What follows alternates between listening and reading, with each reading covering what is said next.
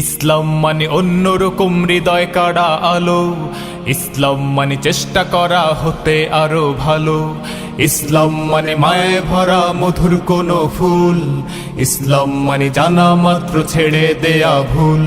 চারিদিকে শুনছি শুধু একটাই স্লোগান, ইসলাম ছিল ইসলাম আছে থাকবেই ইসলাম।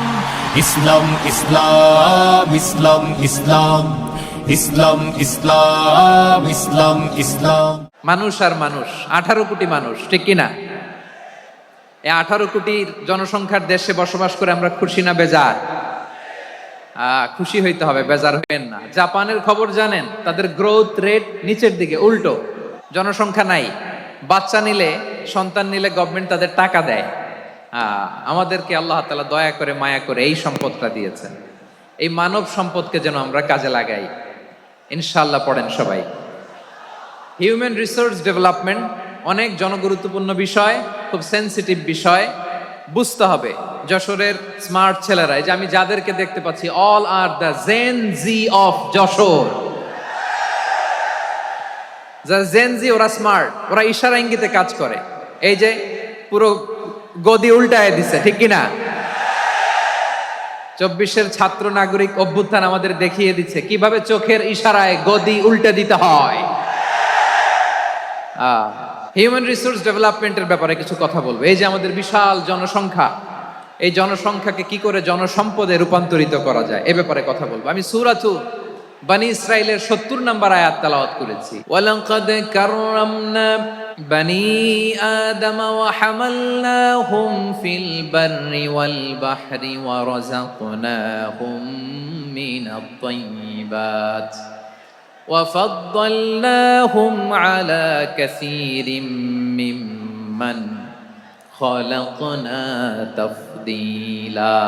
পড়েন আল্লাহু আকবার। রব্বুল আলামিন বলেন, ওয়ালাকাদ কাররামনা বনি আদম, আমি বনি আদমকে সম্মানিত করেছি, বনি আদমকে মর্যাদা দিয়েছি। ওয়া হামালনাহুম ফিল বাররি ওয়াল বাহর, বনি আদমকে জলে স্থলে, স্থলে এবং সমুদ্রে চলাচলের বাহন দিয়েছি। ওয়া রাযাকনাহুম মিনাত তাইয়্যিবাত, তাদেরকে পবিত্র রিজিকের বন্দোবস্ত করেছি। ওয়া ফাদ্দালনাহুম আলা কাসীরিম মিম্মান খালাকনা তাফদীলা, আর আমি আল্লাহ যাদেরকে সৃষ্টি করেছি তাদের মধ্য থেকে বনি আদমকে আমি শ্রেষ্ঠ বানিয়েছি। আমরা আশরাফুল মাখলুকাত, আমরা কি শ্রেষ্ঠ, সবার চেয়ে সেরা। আমাদের মতো করে আল্লাহ কাউকে বানায় নাই। দুই পায়ে ভর করে, শির দ্বারা এরকম স্ট্যান্ড রেখে মাথা উঁচু করে দাঁড়াতে পারে এরকম কোন প্রাণী পৃথিবীতে আছে? এজন্য আল্লাহ বলেন, ওয়ালাকাদ কাররামনা বনি আদম, আমি বনি আদমকে সম্মানিত করেছি, তাদেরকে আমি মর্যাদা দিয়েছি। তাদেরকে আমি যত মর্যাদা দিয়েছি আমার কোন সৃষ্টিকে এত মর্যাদা দেই নাই। পড়েন সুবহানাল্লাহ।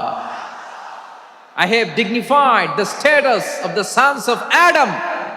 আদমের সব সন্তানের মর্যাদা আমি বাড়িয়েছি।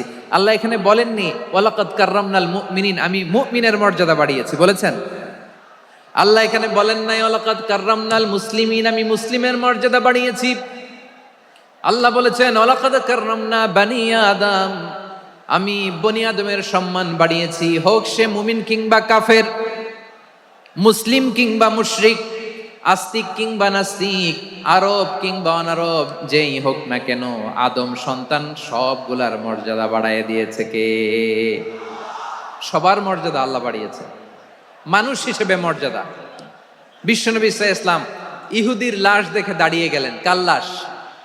ইহুদির লাশ দেখে দাঁড়ায় গেলেন। সাহাবারা বললেন, ইয়া রাসূলুল্লাহ, আপনি দাঁড়ালেন যে, এটা তো ইহুদির লাশ। বিশ্বনবী বললেন, আওয়ালাইসাত নাফসান, এটা কি মানুষ নয়? এটা হোক ইহুদি হোক খ্রিস্টান, এটা তো মানুষ। আমি মানুষ দেখে দাঁড়িয়েছি। আই স্যালিউট দ্য হিউম্যানিটি, আমি মানবতাকে সম্মান করেছি। পড়েন সুবহানাল্লাহ। তাহলে এই জমিনে মানুষের মর্যাদা বেশি, হোক আস্তিক হোক নাস্তিক, হোক মুমিন কিংবা কাফের। আদমের সন্তান হলে, মানুষ হলেই তার মর্যাদা বাড়িয়েছে কে? আমার কলিজার টুকরা যশোরের ভাইয়েরা, মানুষের মর্যাদা আল্লাহ এত বাড়িয়েছেন, মানুষ জীবিত থাকলেও যেমনি মর্যাদাবান, মরে গেলেও মর্যাদাবান। সুবহানাল্লাহ পড়েন। মানুষ মরে গেলে এই ডেড বডিটা কি হয়? পচে যায়, গলে যায়, মাটির সাথে মিশে যায়, তাই বলে আপনি ডেড বডির সাথে যাচ্ছে তাই করতে পারবেন না? পারবেন? কেউ যদি অন্যায় করে তাকে যদি আপনি শাস্তির আওতায় আনেন, যা মনে চায় করতে পারবেন না। তারা আগুন দিয়ে পোড়াতে পারবেন না, নাক কাটতে পারবেন না, কান কাটতে পারবেন না, অঙ্গ বিকৃতি করতে পারবেন না। কারণ মানব জাতির মর্যাদা স্বয়ং দিয়েছে কে? পচে যাবে, গলে যাবে। তারপরে ইসলাম বলে না, খবরদার, এই মরা লাশটারও একটা মর্যাদা আছে না নাই? ইসলাম বলে এই লাশটা গলে যাবে, পচে যাবে, কিন্তু এটার অমর্যাদা করো না। কর্পূর দিয়ে, খেজুর পাতা দিয়ে এটাকে ওয়ার্ম ওয়াটার দিয়ে, গরম পানি দিয়ে ধৌত করো। সাদা শুভ্র ধবধবে কাপড় দিয়ে লাশটাকে তুমি কাভার করো। তারপরে খাটিয়ার মধ্যে লাশটাকে রেখে বিশাল একটা প্রোগ্রাম করো, একটা ফিউনারাল প্রোগ্রাম করো। ওই প্রোগ্রামের ডানে বায়ে পেছনে লাশটারে রাখলে হবে না, প্রোগ্রামের একেবারে সামনটাতে তুমি লাশটাকে রাখো। সুবহানাল্লাহ।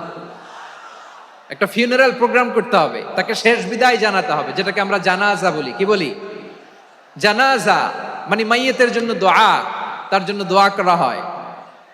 তাকে একটা সিস্টেমেটিক অর্ডারে কবরে রাখা হয়, সুন্দরভাবে সেটাকে কবরস্থ করা হয়, মাটি দেয়া হয়, পানি দেয়া হয়। তার মানে মরে গেলেও মানুষের সম্মান বাড়ায় দিয়েছে কে? এজন্য আল্লাহ বললেন, ওয়ালাকাদ কাররামনা বানি আদম, বনি আদমের সম্মান মর্যাদা আমি আল্লাহ বাড়িয়ে দিয়েছি। মানুষের সম্মানে তুমি কখনো আঘাত করো না, ঠিক কি না? তাহলে ভাই, প্রথম মেসেজ হচ্ছে, the first and foremost message tonight to the people of জাসর। আল্লাহ বলেন, I have dignified the status of son of Adam. আমি বনি আদম সবার মর্যাদা বাড়িয়ে দিয়েছি। হোক আস্তিক নাস্তিক, হোক কাফের কিংবা মুশরিক, তার মর্যাদা বাড়াই দিছে কে? যখন বন্যা হয়, আমরা ত্রাণ নিয়ে যাই, আমরা শুধু মুসলমানদেরকে ত্রাণ দেই নাকি? হ্যাঁ, আমরা মুসলমানকেও দেই, অমুসলমানকেও দেই, হিন্দুকেও দেই, বৌদ্ধকেও দেই। যেখানেই মানবতা বিপন্ন, সেখানে ইসলামের হেল্পিং হ্যান্ড আছে না নাই? সুবহানাল্লাহ। কি দিন আমরা পেয়েছি, কি বিধান আমরা পেয়েছি। ওয়ালাকাদ কাররামনা বানি আদম, আমি বনি আদমকে সম্মানিত করেছি। এরপর আল্লাহ বললেন, ওয়া হামালনাহুম ফিল বাররি ওয়াল বাহর। মানুষকে স্থলে এবং সমুদ্রে চলাচলের বাহন আমি দিয়েছি। স্থলে কিভাবে চলবে, জলে কিভাবে চলবে, এই বাহনের ব্যবস্থা করেছে কে? সেন্ট্রাল থেকে, সেন্ট্রালি যে ইনস্ট্রাকশন আসবে, সেই ইনস্ট্রাকশনের এক চুল আমরা ডানে বায়ে যাব না। এইটা গণজাগরণের জন্য এইটা দরকার, ইসলামী বিপ্লবের জন্য এইটা দরকার। আমি চলাচলের যানবাহনের ব্যবস্থা করেছি। আমরা স্থলে ঘোড়ার উপরে চড়ি, উটের উপরে চড়ি, গাড়ির উপরে চড়ি। এই যে গাড়ির ইঞ্জিন বানাইছি আমরা, এটার মেধা দিয়েছে কে? আবার সাগরের মধ্যে আমরা নৌযান, জলযান, বড় বড় জাহাজ দিয়ে এক মহাদেশ থেকে আরেক মহাদেশ যাই, এক দেশ থেকে মালামাল গুলো আরেক দেশে পাঠাই। সাগরের ভেতরে নৌকাগুলোরে ধরে রাখলো কে? ওয়াল ফুলকিল্লাতি তাজরি ফিল বাহরি বিমা ইয়ানফাউন নাস। মানুষের উপকার আছে এরকম সরঞ্জামাদি নিয়ে সাগরের উপরে বিশাল বিশাল জলযানগুলো চলে। এগুলো ডুবে যায় না, কাত হয়ে যায় না, পড়ে যায় না। এগুলোকে স্থিতিস্থাপকতাকে ঠিক করে রাখলো কে?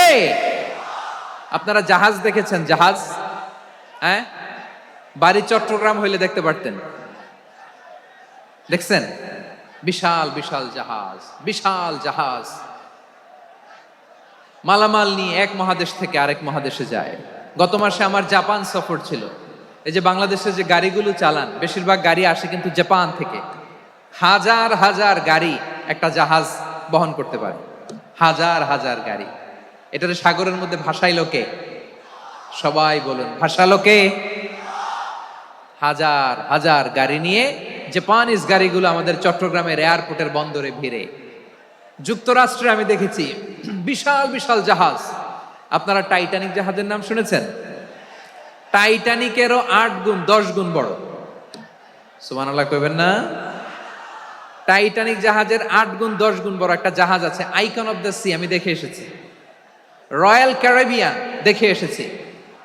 সাগরের সামনে জেটিতে যখন দাঁড়ালাম, জাহাজটা যখন যায়, আমার মনে হচ্ছে একটা শহর, গোটা শহর, the entire city is floating on the water. পুরো একটা শহর মনে হয় পানির উপর দিয়ে ভেসে যাচ্ছে। পড়েন সুবহানাল্লাহ। এই যে আইকন অফ দ্য সি, এই ক্রুজ, এই জাহাজটা, এটার ভেতরে স্টেডিয়াম আছে। কিসের ভিতরে স্টেডিয়াম? কথা বুঝে নাই বোধহয়। স্টেডিয়াম কিসের ভিতর? সুইমিং পুল আছে, শপিং মল আছে, রেস্টুরেন্ট আছে, ক্লাব আছে, 3000 4000 রুম বিশিষ্ট, কক্ষ বিশিষ্ট হোটেল আছে। এই সবগুলোর নিয়ে এগুলো চলে সাগরের এই দোলার মধ্যে, জলোচ্ছ্বাসের মধ্যে, এই সাগরের ভেতরে এই জাহাজগুলোর ভাষায় রাখছে কে? সূরাত আর-রহমানে আল্লাহ তাআলা বললেন, ওয়ালাহুল জাওয়ারিল মুনশাআতু ফিল বাহরি কাল আ'লাম ফাবিআইয়ি আলা, সবাই পড়েন, ফাবিআইয়ি আলাই রাব্বিকুমা তুকাযযিবান। পাহাড় সম বড় বড় জাহাজগুলো মাল বোঝাই করে সাগরের মধ্যে ভেসে বেড়ায়। এগুলো দিয়ে মালামাল বহন করা যায়, মানুষরা এক দেশ থেকে আরেক দেশে যায়। এই জাহাজগুলোর সাগরের ভেতরে ভাসায় রাখলো কে? এই আয়াতের ভেতরে আল্লাহ তাআলা সূরাত বনী ইসরাঈলের এই চমৎকার আয়াতের ভেতরে আল্লাহ তাআলা বেসিক্যালি মানব জাতির প্রতি তার 4টি স্পেশাল অনুগ্রহের কথা বলেছেন। কয়টি? 2টা বলে ফেলছি। 1 নাম্বার, ওয়ালাকাদ কাররামনা বানি আদম, আমি বনি আদমের সম্মান বাড়াইছি। নাকি মুসলমানদের? নাকি মুসল্লিদের? কার সম্মান বাড়িয়েছি? বনি আদমের। তাহলে human dignity, the first part of the verse talks about the human dignity. 2 number অংশ আল্লাহ তাআলা বললেন, ওয়া হামালনাহুম ফিল বাররি ওয়াল বাহর, স্থলে এবং সমুদ্রে আমি তাদের জন্য চলাচলের বাহন দিয়েছি। সুবহানাল্লাহ। তার মানে smooth movement on land and sea, জলে এবং স্থলে যাতে আমরা স্মুথলি মুভ করতে পারি আল্লাহ তাআলা দিয়েছেন।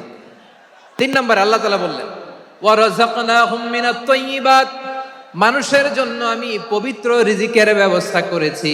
জলে এবং স্থলে যত প্রাণী আছে সবগুলা প্রাণীকে রিজিক দেয় কে? আমাদেরকে রিজিক দেয় কে? সাগরের মাছগুলোকে, বড় বড় তিমি মাছগুলোরে রিজিক দেয় কে? বাতাসের মধ্যে ভেসে বেড়ানো বড় বড় পাখিগুলো, স্ক্যান্ডিনেভিয়ান কান্ট্রি থেকে লক্ষ লক্ষ কোটি কোটি পাখিগুলো যে এক দেশ থেকে আরেক দেশে ট্রান্সফার হয়, এগুলোর রিজিক দেয় কে? রব্বুল আলামিন বলেন, ওয়ামা মিন দাব্বাতিন ফিল আরদি ইল্লা আলাল্লাহি রিজকুহা ওয়া ইয়ালামু মুস্তাকাররাহা ওয়া মুস্তাওদাআহা কুল্লুম ফি কিতাবিম মুবিন। আল্লাহু আকবার। রব্বুল আলামিন বলেন, ভূপৃষ্ঠে বিচরণশীল যত প্রাণী আছে সব প্রাণীগুলোকে আমি আল্লাহ আমার নিজের কুদরতে রিজিকের বন্দোবস্ত করি। এই প্রাণীগুলো কোথায় থাকে, কোথায় যায়, সব জায়গায় আমি রিজিক পৌঁছে দেই। রিজিক কেউ দিতে পারে না, রিজিকের মালিক কে? রিজিকের মালিক তিনি আল্লাহ। এজন্য আল্লাহ তাআলা বললেন, ওয়া রাযাকনাহুম মিনাত তাইয়্যিবাত। এরপর আল্লাহ বললেন, ওয়া ফাদ্দালনাহুম আলা কাসীরিম মিম্মান খালাকনা তাফদীলা। আমি যত প্রাণী সৃষ্টি করেছি সকল প্রাণীর মধ্যে মানুষের মর্যাদা, শ্রেষ্ঠত্ব আমি দিয়েছি। সুবহানাল্লাহ পড়েন। তাহলে 1 নম্বরে আল্লাহ বললেন আমি বনি আদমের মর্যাদা বাড়ালাম। এরপরে বললেন স্থলে এবং সমুদ্রে চলাচলের জন্য যানবাহন দিলাম। 3 নম্বরে আল্লাহ বললেন পবিত্র রিজিকের ব্যবস্থা করে দিলাম। এরপরে আল্লাহ বললেন যত প্রাণী আছে, সৃষ্টি আছে, সবগুলার উপরে আমি মানুষকে শ্রেষ্ঠত্ব দিলাম। সুবহানাল্লাহ। তাহলে সবচেয়ে বেশি শ্রেষ্ঠত্ব মানুষের। কার? মানুষের। শুধু তাই নয় প্রিয় ভাইরা, আকাশ এবং জমিনে যা কিছু আছে সবকিছু মানুষের জন্য, মানুষের কল্যাণে, মানুষের প্রয়োজনে, মানুষের বশীভূত করে সৃষ্টি করেছেন কে? রব্বুল আলামিন বলেন, হুয়াল্লাযী খালাকা লাকুম মা ফিল আরদি জামিআ। এই জমিনের মধ্যে যা কিছু আমি আল্লাহ সৃষ্টি করেছি সব কিছু আমি মানুষের জন্য সৃষ্টি করেছি। পড়েন সুবহানাল্লাহ। হুয়াল্লাযী খালাকা লাকুম মা ফিল আরদি জামিআ, যা আছে সব আমাদের জন্য, সব আমাদেরকে সার্ভিস দেওয়ার জন্য, আমাদের উপকারের জন্য, আমাদের কল্যাণের জন্য। আওয়াজ করে সবাই পড়ুন আল্লাহু আকবার। অন্য আয়াতে আল্লাহ বললেন, ওয়াসাখখারা লাকুম মা ফিস সামাওয়াতি ওয়া মা ফিল আরদি জামিআম মিন ইন্না ফি যালিকা লাআয়াতিন লিকাওমি ইয়াতাফাক্কারুন।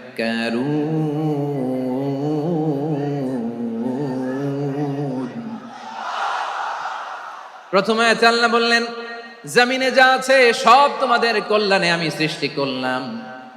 এরপরে আল্লাহ বললেন আকাশেও যা আছে সব তোমাদের জন্য সৃষ্টি করলাম, তোমাদের অনুগত বানিয়ে দিলাম। পড়েন সুবহানাল্লাহ। মানুষের কি ব্রেইন দেখেন, মানুষ জমিন ছেড়ে আকাশে চলে যায়। পাখি দেখে মানুষের শখ হলো পাখি যেহেতু উঠতে পারে আমরাও পারবো। অরবিল রাইট, উইলবার রাইট, দুই ভাই মিলে আঁকাঝোঁকা করতে করতে করতে করতে প্লেন বানায় ফেললো। কোন সুবহানাল্লাহ। এখন পাখিও ওরে, আমরাও ওরি। এরপরেই মানুষের কৌতূহল থামে না এখানে। মানুষ চলে গিয়েছে চাঁদে। কোথায় গেছে? এখন কিন্তু চাঁদে জমি বিক্রি হয় জানেন। পৃথিবী নিয়ে মারামারি শেষ, রাশিয়া আমেরিকা এখন ধরছে চাঁদ আর মঙ্গল গ্রহ। এখন চাঁদে জমি বিক্রি হয়, মঙ্গলে জমি বিক্রি হয়। এই চাঁদ, মঙ্গল, বৃহস্পতি, শনি সব আল্লাহ তাআলা আমাদের জন্য বানিয়েছেন। সুবহানাল্লাহ পড়েন। মানুষ সাগরের উপরে চড়ে, শূন্যে ভেসে বেড়ায়, পাহাড় কেটে সুড়ঙ্গ বানায়, টানেল বানায়। মানুষ ব্রডব্যান্ডের লাইন নিয়ে যায় সাগরের ভেতর দিয়ে, এক দেশ থেকে আরেক দেশে, এক মহাদেশ থেকে আরেক মহাদেশে। সুবহানাল্লাহ পড়েন। তার মানে গোটা বিশ্বের সব কিছুর উপরে control, superiority over all creatures, সব কিছুর উপর কন্ট্রোল, মনিটরিং, নিয়ন্ত্রণ, এটা প্রতিষ্ঠা করে দিয়েছে কে? এজন্যই মানুষের শ্রেষ্ঠত্ব। ওয়ালাকাদ কাররামনা বানি আদম, আমি বনি আদমের সম্মান বাড়িয়েছি, মর্যাদা আমি বাড়িয়ে দিয়েছি এই কারণে, কারণ মানুষ সবকিছুর উপর নিয়ন্ত্রণ নিতে পারে। মানুষকে নিয়ে এই কোরআনের সব আলোচনা, মানুষকে নিয়ে এই কোরআনের সব। তাই কোরআনের কেন্দ্রীয় আলোচ্য বিষয় হচ্ছে মানুষ। কোরআনের কেন্দ্রীয় আলোচ্য বিষয় কি? যশোরের ভাইয়েরা বুঝে থাকলে সবাই বলবেন কোরআনের কেন্দ্রীয় আলোচ্য বিষয় কি? এই মানুষ কোরআনের কেন্দ্রীয় আলোচ্য বিষয়। মানুষকে আল্লাহ স্বাধীনতা দিয়েছেন। ফামান শাআ ফালইউমিন ওয়া মান শাআ ফালইয়াকফুর। চাইলে মুমিন হতে পারো, চাইলে কাফের হতে পারো, তোমার ইচ্ছা। তবে জেনে রাখো মুমিন হলে পাবা জান্নাত, কাফির হলে পাবা জাহান্নাম। নাও দ্য ডিসিশন ইজ ইয়ার্স। সিদ্ধান্ত তোমার, জান্নাতে যাবা না জাহান্নামে যাবা। যশোরের ভাইয়ের আওয়াজ করে বলুন, কই যেতে চান, জান্নাতে না জাহান্নামে?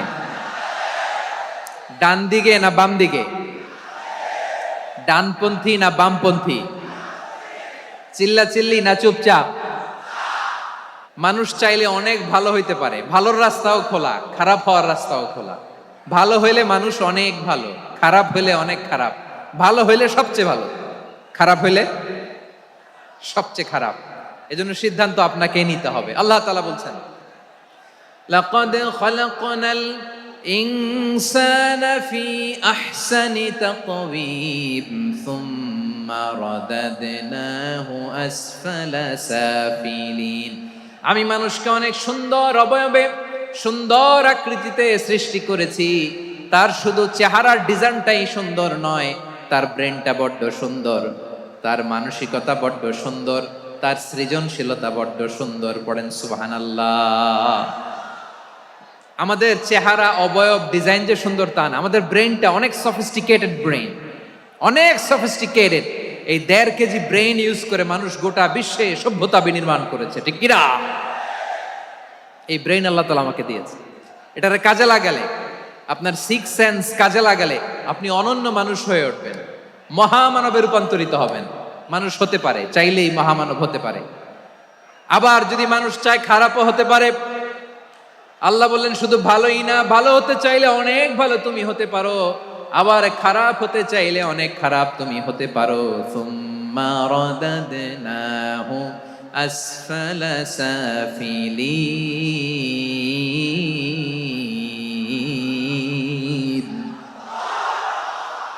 খারাপ হলে একেবারে খারাপ হতে পারো, নিকৃষ্ট হলে একেবারে নিকৃষ্ট হতে পারো, ভালো হলেও ভালো হতে পারো। কোন সুবহানাল্লাহ। এবার আওয়াজ করে বলুন, ভালো হতে চাই না খারাপ? শ্রেষ্ঠ না নিকৃষ্ট? মানুষ ভালো হলে মানুষ ফেরেশতার চেয়েও ভালো, মানুষ খারাপ হলে সে পশুর চেয়েও খারাপ। কথা ঠিক কিনা বলেন? ভালো হলে ফেরেশতার চেয়েও ভালো, খারাপ হলে পশুর চেয়েও নিকৃষ্ট।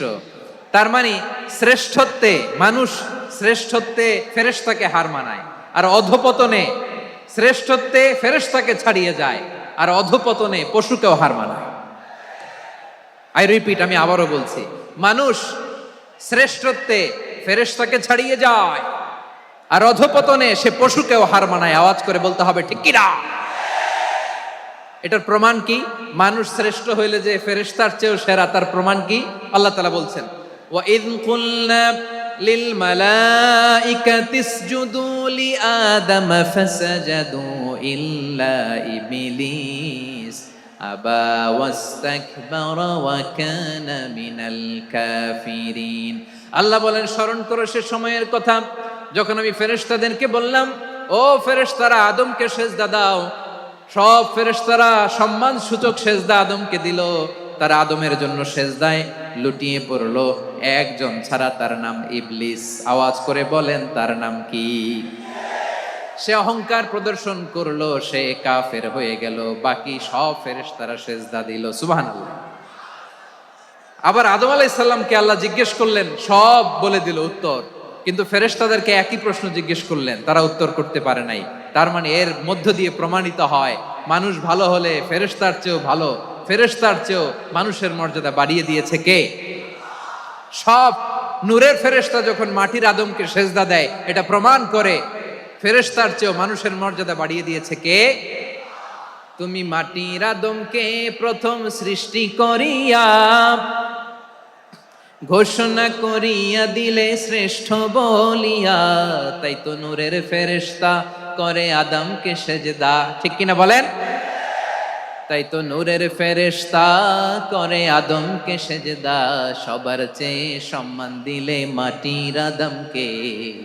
আল্লাহু আল্লাহু তুমি জাল্লে জালালুহু, শেষ করা তো যায় না গে তোমার গুণগান। পড়েন না? পড়েন। আল্লাহু আল্লাহু তুমি জাল্লে জালালুহু, শেষ করা তো যায় না গে তোমার গুণগান। আল্লাহু আল্লাহু, আল্লাহু আকবার। আদমের মর্যাদা বেশি, মানুষের মর্যাদা বেশি, মানুষ শ্রেষ্ঠ, তার প্রমাণ নূরের ফেরেশতা মাটির আদমকে সেজদা করে। আওয়াজ করে বলেন ঠিক কি না? তাহলে মানুষ ভালো হলে ফেরেশতার চেয়ে ভালো। আবার মানুষ যদি খারাপ হয়, সে পশুর চেয়েও খারাপ, অধপতনে পশুত্বকে হার মানায়। তার প্রমাণ, তার প্রমাণ কি? তার প্রমাণ হচ্ছে, যশোরের ভাইরা দেখবেন পত্রিকায়, নিউজ পেপারে মাঝে মাঝে এরকম দেখা যায়, এক মানুষ আরেক মানুষকে হত্যা করে। দেখেন, মানুষ যদি খারাপ হয় সে পশুকেও হার মানায়। চিল্লায় বলো ঠিক কিনা? এমনও দুশ্চরিত্র মানুষ আছে যার বদ নজর থেকে, যার নজর থেকে 6 মাসের ছোট্ট মেয়ে থেকে শুরু করে 80 বছরের বৃদ্ধারাও নিরাপদ নয়। প্রিয় ভাইয়েরা, চোখ কান নাক মুখ থাকলেই মানুষ না। যা সামনে দেখেন এগুলো সব মানুষ না, এগুলো জনসংখ্যা। এগুলো কি? সবাই বলুন, এগুলো কি? বাড়ছে জনসংখ্যা, কমছে মানুষ। বাড়ছে জনসংখ্যা, কমছে। এই দুনিয়া এখন তো আর সেই দুনিয়া নাই, মানুষ নামের মানুষ আছে, দুনিয়া বোঝাই, সেই মানুষের ভিড়ে আমার আসল মানুষ নাই। ঠিক কিনা? আসল মানুষের বড্ড অভাব, আসল মানুষের বড্ড অভাব। আমার ভাইয়েরা, মানুষ খারাপ হলে পশুকেও হার মানায়। যে বাবাকে মেরে, স্বামীকে মেরে স্ত্রীকে বিধবা বানায়, তারও ঘরে স্ত্রী আছে। তাহলে আমরা বুঝলাম, মানুষ ভালো হলে অনেক ভালো, খারাপ হলে অনেক খারাপ। ও আমার কলিজার টুকরা যশোরের ভাইয়েরা, আসুন না 3 দিন ব্যাপী এই তাফসিরুল কোরআনের ঐতিহাসিক প্রোগ্রাম থেকে আমরা সিদ্ধান্ত নেই, আমরা ভালো মানুষ হব নাকি খারাপ মানুষ হব। কলিজা থেকে, প্রাণ থেকে আওয়াজ করে সবাই বলুন, ভালো মানুষ নাকি খারাপ মানুষ? ভালো মানুষ হইতে হবে। ভালো মানুষ যারা জগৎটাকে এনলাইটেন করবে, যারা এনলাইটেন করবে, যারা সত্যের বীর সেনানী হয়ে দাঁড়াবে, যারা সত্যের পক্ষে কথা বলবে, যারা জালিমের মসনদকে ভেঙে খান খান করে দেবে। এরকম হওয়ার দরকার আছে না নাই? এরকম ভালো মানুষ আমরা হতে চাই কি চাই না? মানুষকে যত্ন নিলে মানুষ যে কত ভালো হয় আপনি কল্পনাও করতে পারবেন না। এই যে আপনাদের যশোরে যে ভালো ছেলেগুলো আছে, যে ভালো তরুণগুলো আছে, যে যুবকগুলো আছে, যে ভালো আলেমরা আছে, ভালো নেতারা আছে, সবাই যদি তাদের মতো হতো পুরো যশোরটা একটা জান্নাতের টুকরা হয়ে যেত। আওয়াজ করে বলেন ঠিক কিনা? মানুষকে নার্চারিং করলে, মানুষকে পলিশ করলে, মানুষকে গ্রুমিং করলে, মানুষকে সঠিক তারবিয়া দিলে মানুষ অনন্য হয়ে ওঠে। প্রতিটি মানুষ অনন্য। আমি অনন্য, আপনি অনন্য, আমরা সবাই অনন্য। সুবহানাল্লাহ বলেন। মানুষকে আল্লাহ তাআলা দিয়েছেন অসীম ক্ষমতা, অসীম ক্ষমতা। সুবহানাল্লাহ।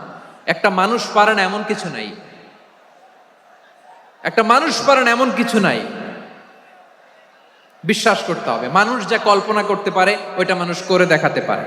তুমি তোমার কল্পনার রাজ্যকে সাজাও, তোমাকে হারাতে পারে এমন কোন শক্তি আল্লাহর জমিনে নাই।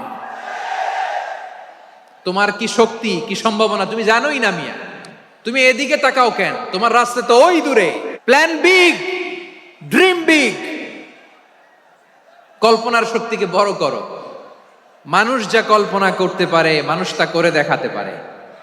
মানুষের কাছে অসাধ্য কিছু নাই মৃত্যু ছাড়া, অ্যাকসেপ্ট ডেথ। মৃত্যু ছাড়া মানুষ সবকিছুকে জয় করতে পারে। মৃত্যু ছাড়া যে কোনো অসাধ্যকে সাধন করার ক্ষমতা মানুষকে দিয়ে দিয়েছে কে? হারার জন্য তোমার জন্মই হয় নাই, তোমার জন্ম হয়েছে জিতার জন্য, বিজয়ের জন্য তোমার জন্ম। মানুষের শুরুটাই হয় বিজয় দিয়ে। যশোর আওয়াজ করে বলো, মানুষের শুরু হয় কি দিয়ে? আমরা যখন আমার পিতার পৃষ্ঠদেশে ছিলাম, পিতার পৃষ্ঠদেশ থেকে শুক্রাণু যখন মায়ের গর্ভদেশে যেয়ে পড়ে, কতটা শুক্রাণু ভ্রমণ শুরু করে জানো? 20 কোটি শুক্রাণু। একবার সিমেন আউট হলে সেখানে 20 কোটি শুক্রাণু থাকে, ভ্রমণ শুরু করে। ওই 20 কোটি শুক্রাণুর মধ্য থেকে তুমি আমি আজকে এক বিকশিত শুক্রাণু মানব রূপে পৃথিবীতে এসেছি। সুবহানাল্লাহ। ওই 20 কোটি শুক্রাণুর প্রতিযোগিতায় সবাইরে পেছনে ফেলে সেদিন আমি সফল হয়েছিলাম, সেদিন আমি বিজয়ী হয়েছিলাম। সেদিন আমি এত ছোট ছিলাম মাইক্রোস্কোপ দিয়েও আমার অস্তিত্ব টের পাওয়া যায় না। আমি এত তুচ্ছ ছিলাম, নগণ্য ছিলাম। আমার কান ছিল না, আমার চোখ ছিল না, আমার হাত ছিল না, আমার জন্য রিকমেন্ডেশন করার মতো মামু ছিল না, খালা ছিল না, কেউ ছিল না। তারপরেও ওই প্রতিযোগিতায়, ওই কম্পিটিশনে যখন আমারে কেউ হারাতে পারে নাই, আল্লাহর জমিনেও আমারে কেউ হারাতে পারে না। হারার জন্য তোমার জন্মই হয় নাই, তুমি আসছোই জিতার জন্য। সুবহানাল্লাহ। বিশ্বনবী বলেন, আন্নাসু মাআদিন কামাআদিনি যাহাবি ওয়াল ফিদ্দা খিয়ারুহুম ফিল জাহিলিয়াতি খিয়ারুহুম ফিল ইসলাম। Peoples are like mines of gold and silver. সোনার খনি, রূপার খনি, এর চেয়েও বড় খনি হচ্ছে এই মানব সম্পদের খনি। আওয়াজ করে বলেন আল্লাহু আকবার। আল্লাহ তাআলা এই সম্পদ আমাদেরকে দিয়েছে। বিশ্বনবী বলেন, মানুষ হচ্ছে খনির মতো। খিয়ারুহুম ফিল জাহিলিয়াতি খিয়ারুহুম ফিল ইসলাম। জাহিলি যুগে যারা সেরা, ইসলামেও তারা সেরা। ইদা ফাকুহু, যদি তারা বুঝবান হয় তাহলে তাদেরকে সেরা বানায় দিবে কে? তাহলে মানুষের চেয়ে সেরা কেউ হতে পারে? মানুষের চেয়ে অনন্য কেউ হতে পারে? মানুষকে কেউ হারাতে পারে? আওয়াজ করে বলো, তোমাকে কেউ হারাতে পারবে? এই সাহস জাগছে আজকের আলোচনা থেকে। আমি তুমি অনন্য, আমাকে তোমাকে হারায় দেওয়া এত সহজ না, ঠিক কিনা? একটা কথা জীবনের সাথে সেট করে নিতে হবে, আমি জিতি নয় শিখি, আমি কখনো হারি না। জীবনের সাথে সেট করে নাও, জেনজি অফ যশোর, আমি কখনো হারি না, আমি হয় জিতি নয় শিখি। চিল্লায় বলো ঠিক কিনা? আমি কখনো হারি না, আমার হারানো এত সোজা না। কি সাহস জাগছে? বুকে সাহস জাগছে? তাকবীর পড়ো, লিল্লাহে তাকবীর। তাহলে বিশ্বনবী বললেন, নাসু মাআদিন, মানুষ হচ্ছে খনি। এই ধাক্কা ধাক্কি আমি জানি এগুলো ভালোবাসার ধাক্কা ধাক্কি, এজন্য আমি সহ্য করে নেই। এগুলো যে ভালোবাসার ধাক্কা ধাক্কি এটা আমরা বুঝি। পৃথিবীর কোনো আইন, সিকিউরিটি প্রটোকল দিয়ে এটারে মানানো যাবে না, কারণ এটা তো ভালোবাসা, লাভ। লাভ কোনো আইন কানুন দিয়ে বাধা যায় না, মানানো যায় না, ঠিক কিনা বলো? আল নাসু মাআদিন, মানুষ হচ্ছে খনি, এই খনির যত্ন নিতে হবে। আমার মা বাবা যারা এসেছেন, আপনার ছেলে মেয়ের যত্ন নেন। আপনার ছেলের মধ্যে যে কি পটেনশিয়াল আপনি জানেন না। আপনার এই ছোট্ট অবুজ ছেলেটাই আগামী দিনের শায়েখ আহমদুল্লাহ হবে। আপনার হেফসখানায় পড়া ওই ছোট্ট ছেলেটাই আগামী হক হবে। আপনার ওই ছেলেটা আমির হামজা হবে, আব্দুল হাই সাইফুল্লাহ হবে। এভাবে বড় বড় আলেম হবে, তারা যুগশ্রেষ্ঠ আলেম হবে। সেই একদিন এই বাংলাদেশের পার্লামেন্টে যে বক্তব্য দিয়ে যশোরের পক্ষে কথা বলবে। আপনি জানেন না, কাউকে ছোট করবেন না আপনি, ওর কনফিডেন্স আপনি কমাবেন না, আপনি কমাতে পারেন না। প্যান্ডেলে আমার যে মা বোনেরা আছেন, ছেলে মেয়েদেরকে কখনো ছোট করে কথা বলবেন না। ও যে কোথায় যাবে আপনি জানেন না, আপনি মা হয়ে তাকে সাহস দিবেন, তার কল্পনার জগৎটাকে সাজাতে তাকে উৎসাহিত করবেন, ঠিক কিনা বলেন? আর আমার প্যান্ডেলের আমার প্রিয় শ্রদ্ধাশীলা মায়েরা বোনেরা, আপনারা তো আরো দামি সম্পদ। বিশ্বনবী বলেন, আর দুনিয়া কুল্লুহা মাতা। আল্লাহ আল্লাহ আল্লাহ, বিশ্বনবীর কথার ওজন দেখেন। আর দুনিয়া কুল্লুহা মাতা ওয়া খায়রু মাতা'আদ দুনিয়া আল মারআতুস সালিহা। বিশ্বনবী বলেন, দুনিয়ায় যা দেখো সব আল্লাহর দেওয়া অ্যাসেট, মানে সম্পদ। আর এত অ্যাসেটের ভিড়ে সবচাইতে শ্রেষ্ঠ সম্পদ হচ্ছে নেককার নারী। ভাইয়েরা বোনের সাথে খারাপ আচরণ করো না, সন্তান মায়ের সাথে খারাপ আচরণ করো না। আমাদের মায়েরা আমাদের asset, they are our priceless asset. কারণ এই মায়েদের পেটে এসেছে আল্লাহর ওলিরা, এই মায়েদের পেটে এসেছে খান জাহান আলী, এই মায়ের পেটে এসেছে শাহজালাল ইয়ামানি, এই মায়ের পেটে এসেছে আল্লাহর সব নবীরা। নাকি নবীরা আকাশ থেকে ধপ করে জমিনে নেমে আসছে? মায়ের পেটে আসছে। এই মায়ের পেটগুলো খনি। আমার সম্মানিতা মায়েরা বোনেরা, নিজেকে ইসলাম দিয়ে সাজান, নিজেকে পবিত্র রাখুন, নিজের আব্রু ইমান ইজ্জতের হেফাজত করুন, কোরআন পড়ুন, সুন্নাহ পড়ুন। আপনি জানেন না আপনার গর্ভে কে আসছে, কোন ক্ষণজন্মা পুরুষকে আল্লাহ তাআলা আপনার গর্ভে পাঠাবে, আপনি জানেন না। মায়েরা নিজেদেরকে পবিত্র রাখুন, ইসলাম চর্চা করুন, কোরআন চর্চা করুন, নৈতিকতা দিয়ে নিজেকে সাজান। যশোরের জেনজি, নিজেদেরকে প্রস্তুত রাখো আগামীর বাংলাদেশের জন্য। নৈতিকতা, মোরালিটি, ভ্যালিউজ দিয়ে নিজেকে সাজাও, ইসলাম দিয়ে নিজেকে সাজাও। কারণ আগামীর বাংলাদেশ ইসলামের বাংলাদেশ। বাংলাদেশের আসল পরিচয় ইসলাম। বাংলাদেশের আসল পরিচয় কি? বাংলাদেশের আসল পরিচয় কি? এই ইসলাম নিয়ে আমরা সংসদ ভবন সাজাবো, রাজি আছি না নাই? শেকড় ভুলে যাওয়া যাবে না। আমরা ধাপে ধাপে শারিয়া আইনের দিকে যাব ইনশাআল্লাহ, কিন্তু জঙ্গিবাদ দিয়ে নয়, কট্টরপন্থা দিয়ে নয়। আমরা ইন্টেলেকচুয়ালি, গ্রাজুয়ালি, ধাপে ধাপে শারিয়া আইনের দিকে মুভ করবো ইনশাআল্লাহ। বলো লিল্লাহি তাকবীর।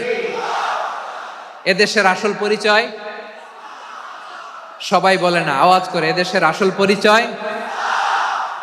এদেশে আজান শুনে সূর্য ওঠে শহর গ্রামে, এদেশে আজান শুনে সূর্য ডুবে সন্ধ্যা নামে, এদেশে সকল কাজে সবাই বলে বিসমিল্লাহ, এদেশে ভালো কিছু দেখে শুনে হাসি মুখে সবাই বলে মাশা আল্লাহ, সুবহানাল্লাহ সুবহানাল্লাহ সুবহানাল্লাহ সুবহানাল্লাহ সুবহানাল্লাহ সুবহানাল্লাহ সুবহানাল্লাহ সুবহানাল্লাহ।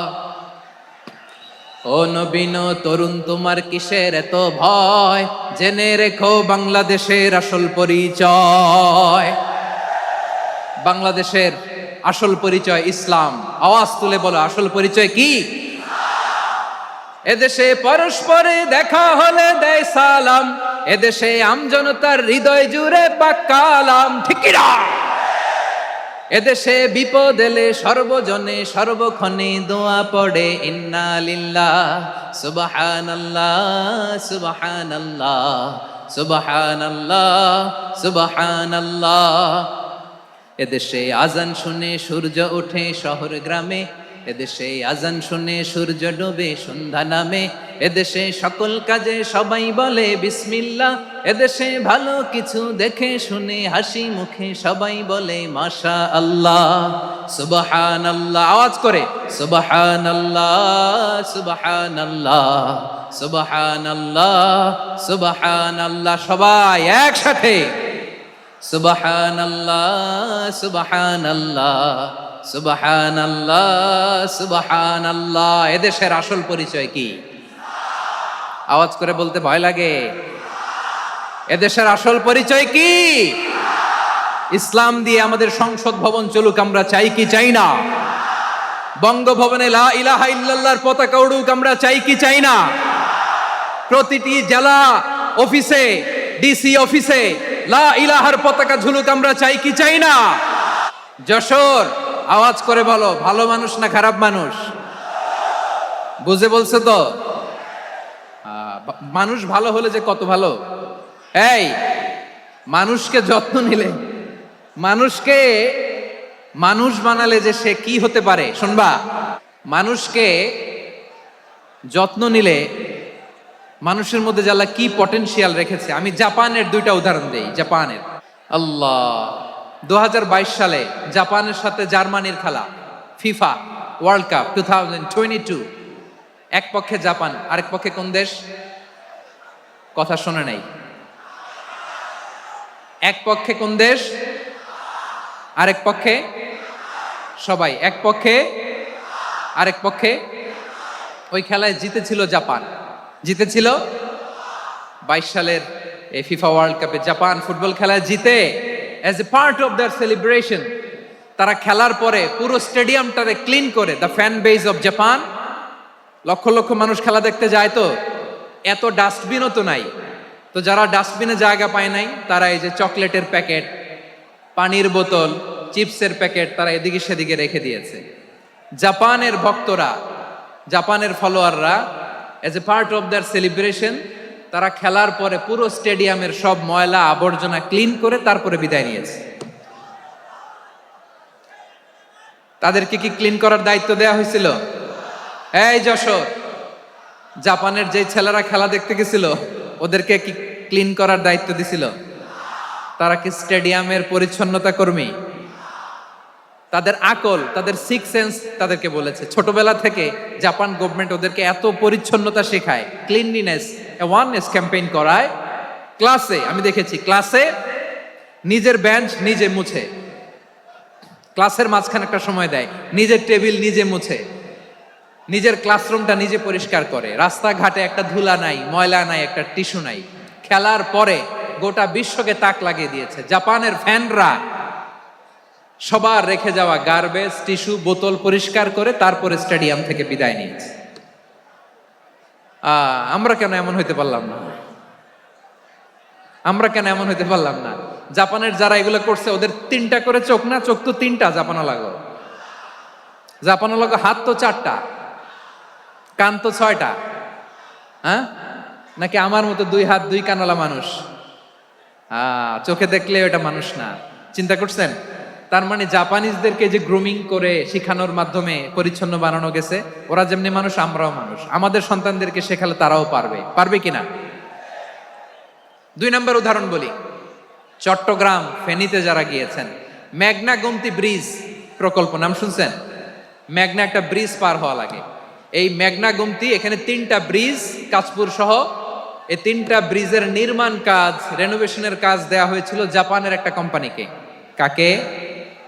জাপানের কোম্পানি। নির্মাণ শেষে 738 কোটি টাকা বেঁচে গেছিল, এটা গভর্নমেন্টের হাতে দিয়ে তারা বিদায় নিয়েছে। কত টাকা? 738 কোটি টাকা।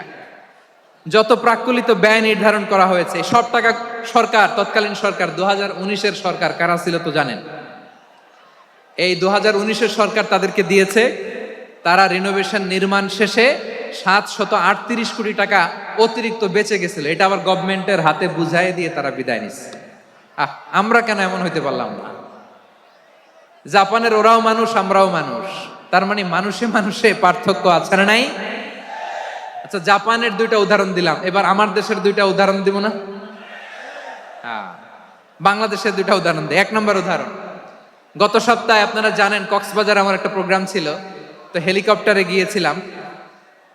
ফেনী জেলা যখন পার হচ্ছি আমি দেখলাম 3টা উইন্ড মিল চিনেন তো, বিশাল পিলার, 3টা 4টা পাখা থাকে, বায়ু বিদ্যুৎ কেন্দ্র, বাংলাদেশের প্রথম বায়ু বিদ্যুৎ কেন্দ্র এটা, মুহুরী প্রজেক্ট বলে এটা সম্ভবত, মুহুরী প্রজেক্ট। তো সাগরের বাতাসের ঝাপটায় এটা ঘুরে এনার্জি হয়, ইলেকট্রিসিটি উৎপাদন হয়। তো আমি পাইলটকে বললাম, ভাই এগুলো থেকে কেমন ইলেকট্রিসিটি উৎপাদন হয়? কয় হুজুর একটু হয় না, কিছুই হয় না। কিছুই হয় না মানে? বলে হুজুর বাংলাদেশে যত উইন্ড মিল আছে এটার পাখা একটাও ঘুরে না। আল্লাহ, বলেন কি? তাহলে এই যে কোটি কোটি টাকা ব্যয় করে যে উইন্ড মিল, কয় হুজুর ভিতরে ফিটফাট, উপরে ফিটফাট, ভিতরে সদরঘাট। তার মানে কোটি কোটি টাকা দিয়ে এই উইন্ডমিল বানায়, এখানে কিছু নাই, দুর্নীতির আড্ডাখানা, আখড়াখানা বাংলাদেশ, ঠিক কিনা বলেন? হায় রে, জাপানিজরাও মানুষ, আমরাও মানুষ। আমার এক নিকটাত্মীয় সরকারি চাকরিজীবী, উনি আমাকে বললেন, বাংলাদেশের আর একটা উদাহরণ দেখি, উনি আমাকে বললেন যে প্রতি বছর আমাদের অফিসের ফার্নিচার চেঞ্জ করে। আমি বললাম প্রতি বছর ফার্নিচার চেঞ্জ করে কেন? বলে যে ফার্নিচার নতুন পারচেজ করলেই তো এখানে টাকা, নতুন কিনতে পারলেই টাকা, নতুন উন্নয়নের সবক শোনাতে পারলেই টাকা। প্রথম আলোর রিপোর্ট, কি আলো? প্রথম আলোর রিপোর্ট, গত 15 বছরে উন্নয়নের নামে লুটপাট হয়েছে প্রায় 3.25 লাখ কোটি টাকা। কার রিপোর্ট? আমাদের বানানো কথা, প্রথম আলোর রিপোর্ট। গত 15 বছরে কারা ছিল জানেন তো? হ্যাঁ, শুধু ওনাদেরকেই দোষ দিয়ে লাভ নাই। স্বাধীনতার পর থেকে শুধু শাসকের হাত বদল হয়েছে, আমরা কিছু পাই নাই, ঠিক কিনা বলেন? শুধু ওনাদের দোষ দিয়ে কি লাভ? একদল খাইছে, আরেক দল খাওয়ার জন্য রেডি হয়ে আছে। আমরা এরকম চাই না। আমরা চাই স্বাধীন সার্বভৌম বাংলাদেশ, আমরা চাই দুর্নীতিমুক্ত বাংলাদেশ। আমি নিউজটা যে কতবার বললাম, এটা কি সম্ভব? 3.25 লাখ কোটি টাকা লুটপাট, মানে লুটপাট করতে করতে এদেশের জনগণকে ফুটপাতে বসায় দিচ্ছে। প্রিয় ভাইয়েরা, তাহলে জাপানের মানুষও মানুষ, আমরাও মানুষ। সিদ্ধান্ত আপনার, কোন মানুষ হবেন, ভালো মানুষ না খারাপ মানুষ? আজকের আলোচনার বিষয় হচ্ছে মানব সম্পদের উন্নয়ন, human resource development. It's a process to increase the capacity of knowledge, skill, capacity of the people of a country. একটা দেশের মানুষের জ্ঞান, তাদের দক্ষতা কি করে বাড়ানো যায়, বাড়িয়ে দেশের উন্নয়ন করানো যায়, এটাই হচ্ছে মানব সম্পদ উন্নয়নের মূল কথা। তাহলে মানব সম্পদ হচ্ছে একটা দেশের সবচাইতে শক্তিশালী পুঁজি। প্রাকৃতিক সম্পদ, খনিজ সম্পদের চেয়েও দামি হচ্ছে মানব সম্পদ। আমার প্রিয় যশোর, প্রাকৃতিক সম্পদ, খনিজ সম্পদের চেয়ে দামি সম্পদ কি সম্পদ? আল্লাহ তাআলা দয়া করে আমাদেরকে এই মানব সম্পদ দিয়েছেন। আসুন আমাদের এই মানুষগুলোকে আমরা সোনার মানুষ বানাই। রাজি আছেন তো সবাই? রাজি আছেন?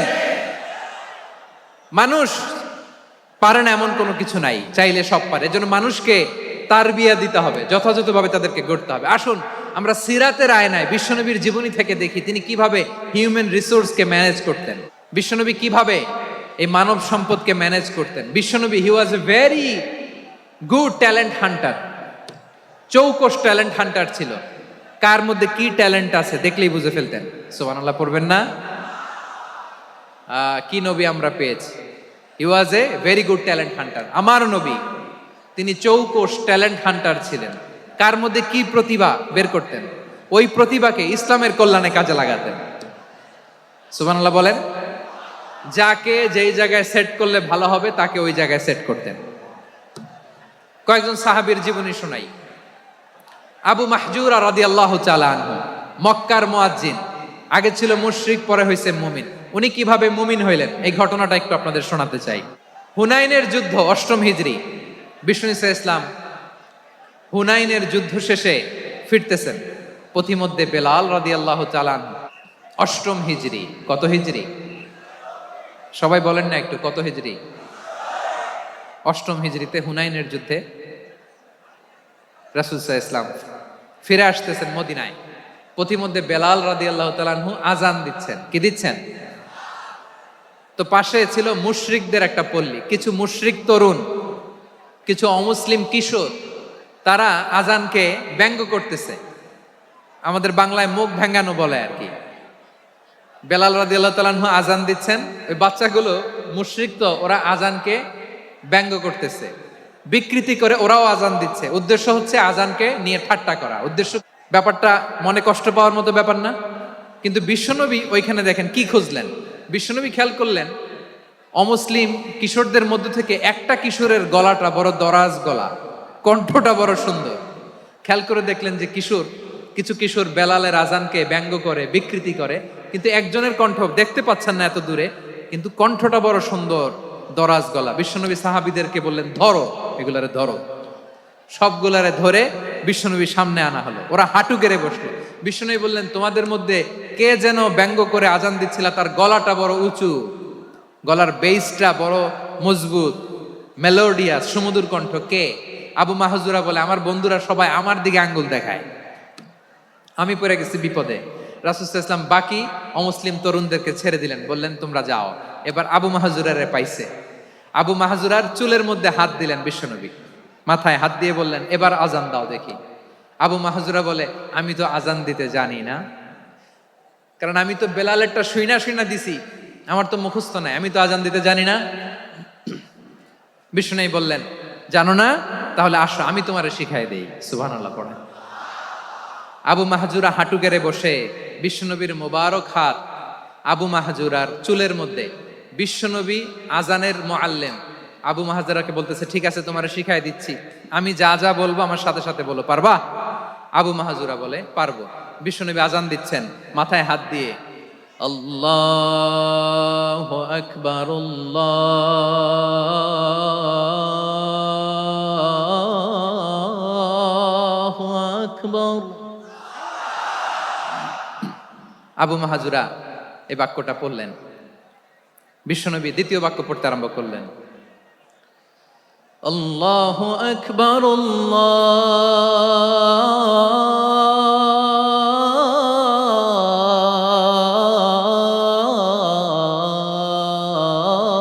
আল্লাহু আকবার। আবু মাহজুরা এই বাক্যটাও বললেন। বিশ্বনবী আবু মাহজুরার মাথার মধ্যে হাত দিয়ে তৃতীয় বাক্য বললেন, আশহাদু আল্লা ইলাহা ইল্লাল্লাহ।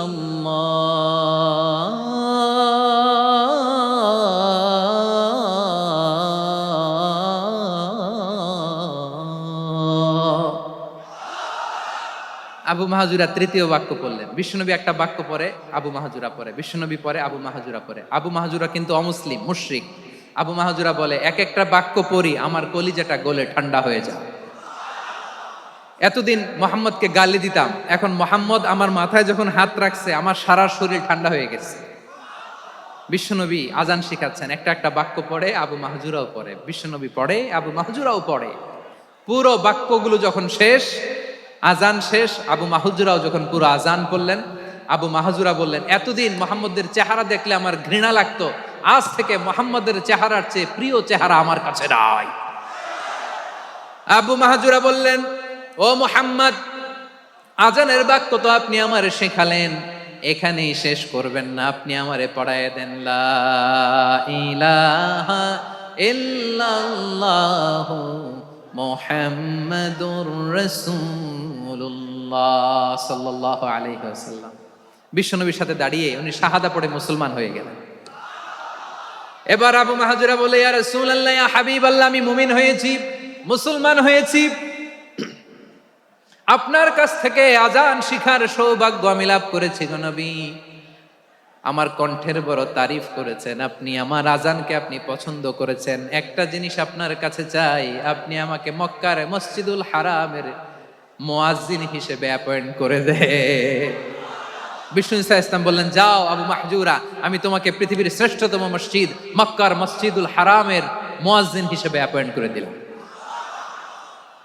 দেখছেন কিভাবে ট্যালেন্ট হান্টিং করতে হয়, কিভাবে হিউম্যান রিসোর্স মানব সম্পদকে ব্যবহার করতে হয়। আসছিল আজানকে ভেঙাইতে, আসছিল কেন?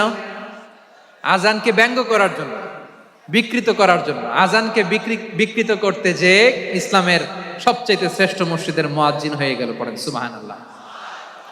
হযরত আবু মাহজুরা রাদিয়াল্লাহু তাআলা আনহু ওনার এই সুললিত কণ্ঠ ব্যবহার করে মসজিদুল হারামে এত সুন্দর করে আল্লাহু আকবার বলে আজান দিতেন, মানুষগুলোর, মুসল্লিগুলোর, মক্কাবাসীর হৃদয়কে তিনি বিগলিত করে দিতেন। মানুষের হৃদয়কে ঠান্ডা হয়ে যেত। শুধু এখানেই শেষ না আমার যশোরের ভাইয়েরা।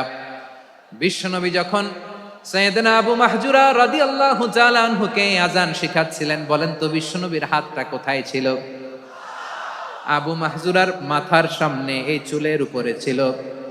আবু মাহজুরা ওই স্মৃতিটাকে ধারণ করবার জন্য, ওই স্মৃতিকে বহন করার জন্য বিশ্বনবীর মোবারক হাত আবু মাহজুরার কপালের চুলের যেই জায়গায় লেগেছে, মৃত্যুর আগের দিন পর্যন্ত আবু মাহজুরা মাথার ওই চুলে কোনোদিন ছুরি আর কামার লাগায় নাই, সেখানে কেচি লাগায় নাই, চুলের মধ্যে খুর লাগায় নাই। আবু মাহজুরা ডান দিকের চুল কাটতো, বাম দিকের চুল কাটতো, পেছনের চুল কাটতো, সামনের চুল কাটতো না।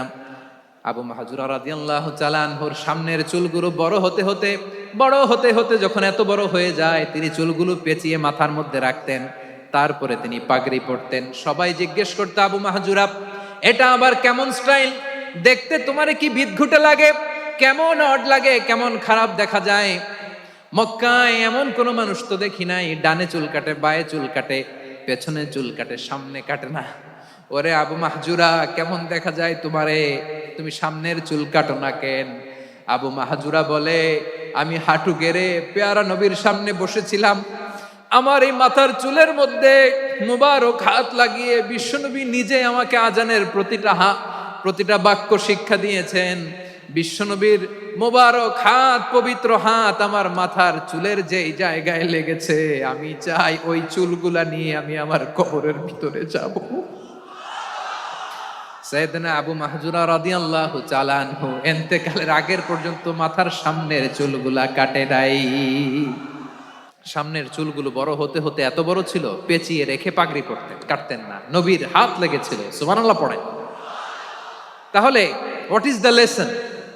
মোরাল অফ দ্য স্টোরি কি? মোরাল অফ দ্য স্টোরি হচ্ছে, আসছিল আজানকে ব্যঙ্গ করার জন্য, বিকৃত করার জন্য, হয়ে গেল মসজিদুল হারামের মুয়াজ্জিন।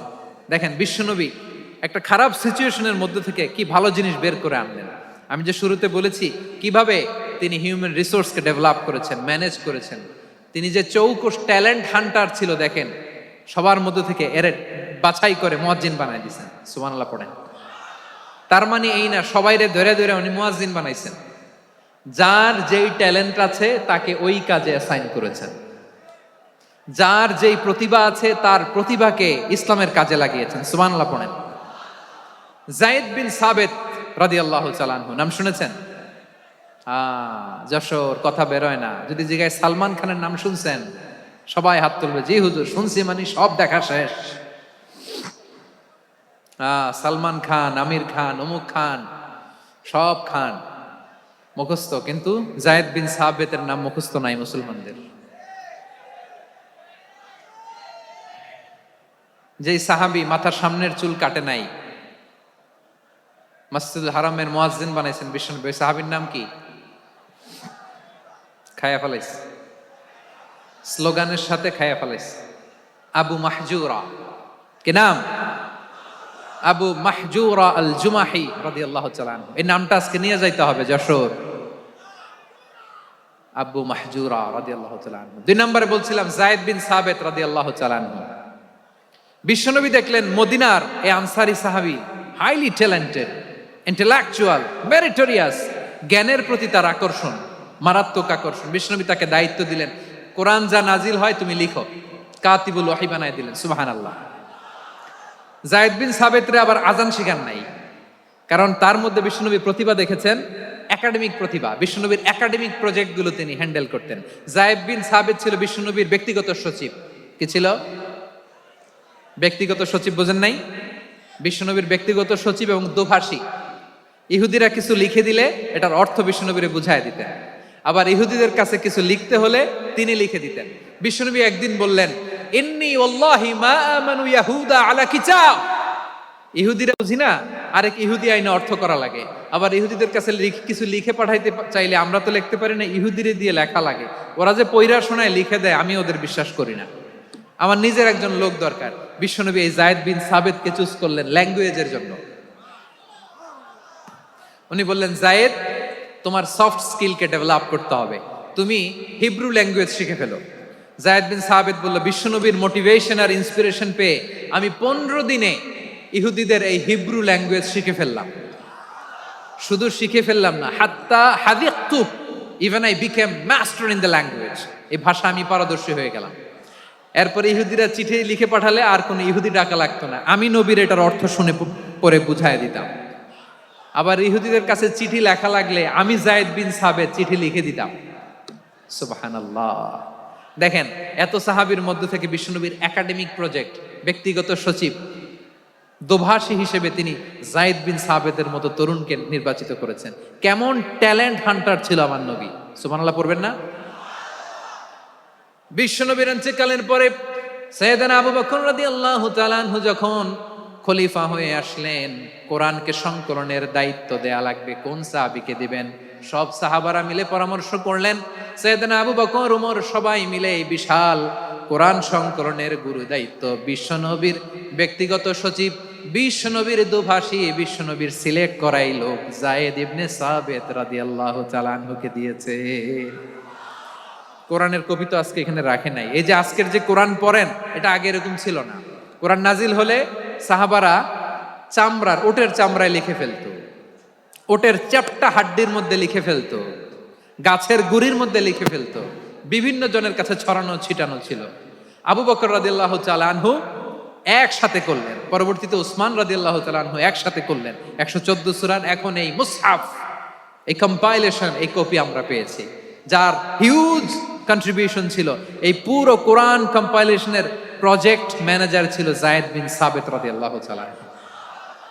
কোরআন কম্পাইলেশনের প্রজেক্ট ম্যানেজার। দেখেন, উনারে মাথায় হাত দিয়ে আজান শিখায় নাই। সুবহানাল্লাহ কইবেন না? তাহলে প্রথম সাহাবী আবু মাহজুরাকে মুয়াজ্জিন বানাইলেন, যায়েদ বিন সাবিতকে ব্যক্তিগত সচিব আর দোভাষী বানালেন, মুসআব ইবনে উমাইর রাদিয়াল্লাহু তাআলা আনহুকে ইসলামের প্রথম অ্যাম্বাসেডর বানালেন। তাহলে তৃতীয় নাম্বার একজন সাহাবীর নাম বলছি, Musab ibn Umair. He was the first ambassador in Islam. ইসলামের প্রথম ডিপ্লোম্যাট, প্রথম কূটনৈতিক, ইসলামের প্রথম কূটনৈতিক, ইসলামের প্রথম ডিপ্লোম্যাট, প্রথম অ্যাম্বাসেডর মুসআব ইবনে উমাইর। মক্কার তরুণ যুবক, উনি পারফিউম লাগাইলে মানুষ দেখলেই বুঝতো এটা মুসআব লাগাইছে। এমন ড্যাশিং ফেসের ছিল, এমন স্মার্ট ড্যাশিং ফেস, এমন পার্সোনালিটির মানুষ ছিল মুসআব রাদিয়াল্লাহু তাআলা আনহু। কারণ যিনি ইসলামের স্পোকম্যান হবেন, মুখপাত্র হবেন, তার স্মার্ট হওয়ার দরকার আছে না নাই? আকাবার প্রথম শপথ যখন হলো, তাদের সাথে বিষ্ণু ঈসা ইসলাম মদিনাতে একজন মুখপাত্র পাঠালেন, ডিপ্লোম্যাটকে পাঠালেন, অ্যাম্বাসেডর অফ ইসলাম। তিনি হচ্ছেন মুসআব ইবনে উমাইর। করেন সুবহানাল্লাহ। বিশ্বনবী দেখলেন সে অনেক স্মার্ট, তার ডেডিকেশন আছে, সিনসিয়ারিটি আছে, এবং মদিনায় যে আউস খাজরাজ গোত্রের নেতাদের সাথে ডিল করতে হবে, ইহুদিদের সাথে ডিল করতে হবে, ওখানে একজন পাক্কা জানু খেলোয়াড়ের দরকার আছে না নাই? মুসআব ইবনে উমাইর রাদিয়াল্লাহু তাআলা আনহু, ওনাকে বিষ্ণু ঈসা ইসলাম চুজ করলেন। এবং বিষ্ণু ঈসা ইসলামের এই চুজিংটা, এই সিলেকশনটা এত সুন্দর ছিল, তিনি মদিনাতে যে বিশ্বনবী আসার আগেই মদিনার জমিনকে তিনি উর্বর করে ফেলছেন। প্রতিটা ঘরে ঘরে কালিমার দাওয়াত তিনি পৌঁছায় দিয়েছেন। জুমার বিধান নাজিল হয়েছে, কিন্তু মক্কায় পরিবেশ নাই জুমা পালনের। বিষ্ণু ঈসা ইসলাম একজনকে দিয়ে খবর পাঠালেন, যাও মদিনায় মুসাবকে যে বলো, মুসাব তো আমার শিক্ষক, আমার স্পোকম্যান, মদিনাতে যেন তারা জুমা কায়েম করে। বিশ্বনবীর আগেই মুসআব মদিনার মুসলিমদেরকে নিয়ে মদিনায় প্রথম জুমা কায়েম করে ফেলছে। কোন সুবহানাল্লাহ। ডিপ্লোম্যাটদের কেমন হইতে হয়, অ্যাম্বাসেডারের কেমন হইতে হয়, মুসআব রাদিয়াল্লাহু তাআলা আনহুর কাছ থেকে শিখে নাও। মুসআব নামটা কেমন লাগে? যশোর যাদের সন্তান হবে, ছেলে সন্তান, আমার রাস্তায় পাইলে সবাই জিজ্ঞেস করে, হুজুর একটা নাম দেন, আমার ছেলে হবে। যশোরবাসীর জন্য আমি একটা নাম দিয়ে দিলাম, নাম রাখতে হবে মুসআব। কি নাম? নামটা যাদের ভাল লাগে ছেলে সন্তান অনাগত আসবে, মনে চাইলে নাম রেখে দিবেন মুসআব রাদিয়াল্লাহু তাআলা আনহুর নামে মুসআব। তাহলে মুসআব রাদিয়াল্লাহু তাআলা আনহুকে বিশ্বনবী ল্যাঙ্গুয়েজ শিখান নাই, সফট স্কিল শিখান নাই। যায়েদ রাদিয়াল্লাহু তিনি হিব্রু ল্যাঙ্গুয়েজ শিখেছেন, সুরিয়ানি শিখেছেন, কিন্তু মুসআবকে তিনি বানিয়েছেন the spokesman of Islam, the first diplomat, the ambassador of Islam. সুবহানাল্লাহ পড়বেন না? আব্দুল্লাহ ইবনে আব্বাস রাদিয়াল্লাহু তাআলা আনহু বিশ্বনবীর কাজিন, চাচাতো ভাই। আবার মাইমুনা রাদিয়াল্লাহু তাআলা আনহু, মাইমুনা নবীর স্ত্রী, তিনি ছিলেন আব্দুল্লাহর আপন খালা। তো নবীর বউ যদি উনার খালা হয়, নবী তার কি? বুঝে নাই, নবী তার কি? খালু। তাহলে সম্পর্ক অনেক গভীর, কাজিন আবার খালু, ছোট্ট মানুষ, তাই রাতে মাঝে মাঝে ঘরে থাকতো।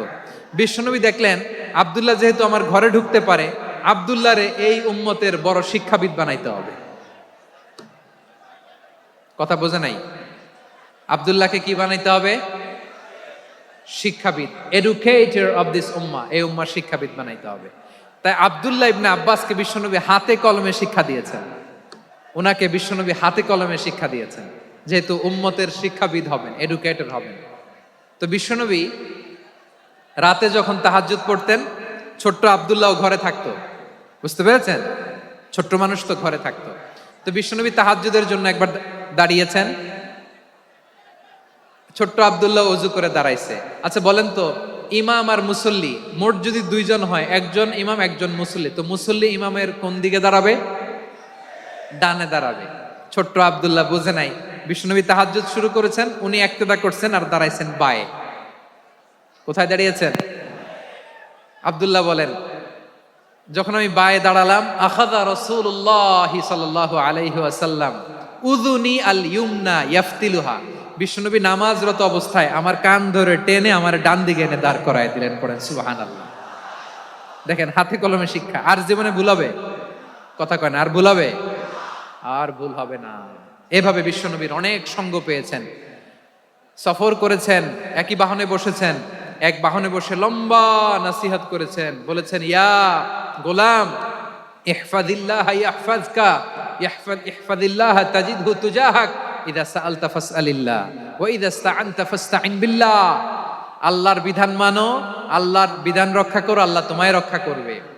আব্দুল্লাহ, চাইতে হলে আল্লাহর কাছে চাও, সাহায্য চাইতে হলে আল্লাহর কাছে সাহায্য চাও। মনে রাখো, গোটা বিশ্বের সবাই যদি তোমার সাহায্য করতে চায়, ততটুকুই করতে পারবে যতটুকু আল্লাহ তোমার নসিবে রেখেছে। গোটা বিশ্ব যদি তোমার বিরুদ্ধে ষড়যন্ত্রে দাঁড়িয়ে যায়, ক্ষতি ততটুকু করতে পারবে যতটুকু তোমার জন্য বরাদ্দ আছে।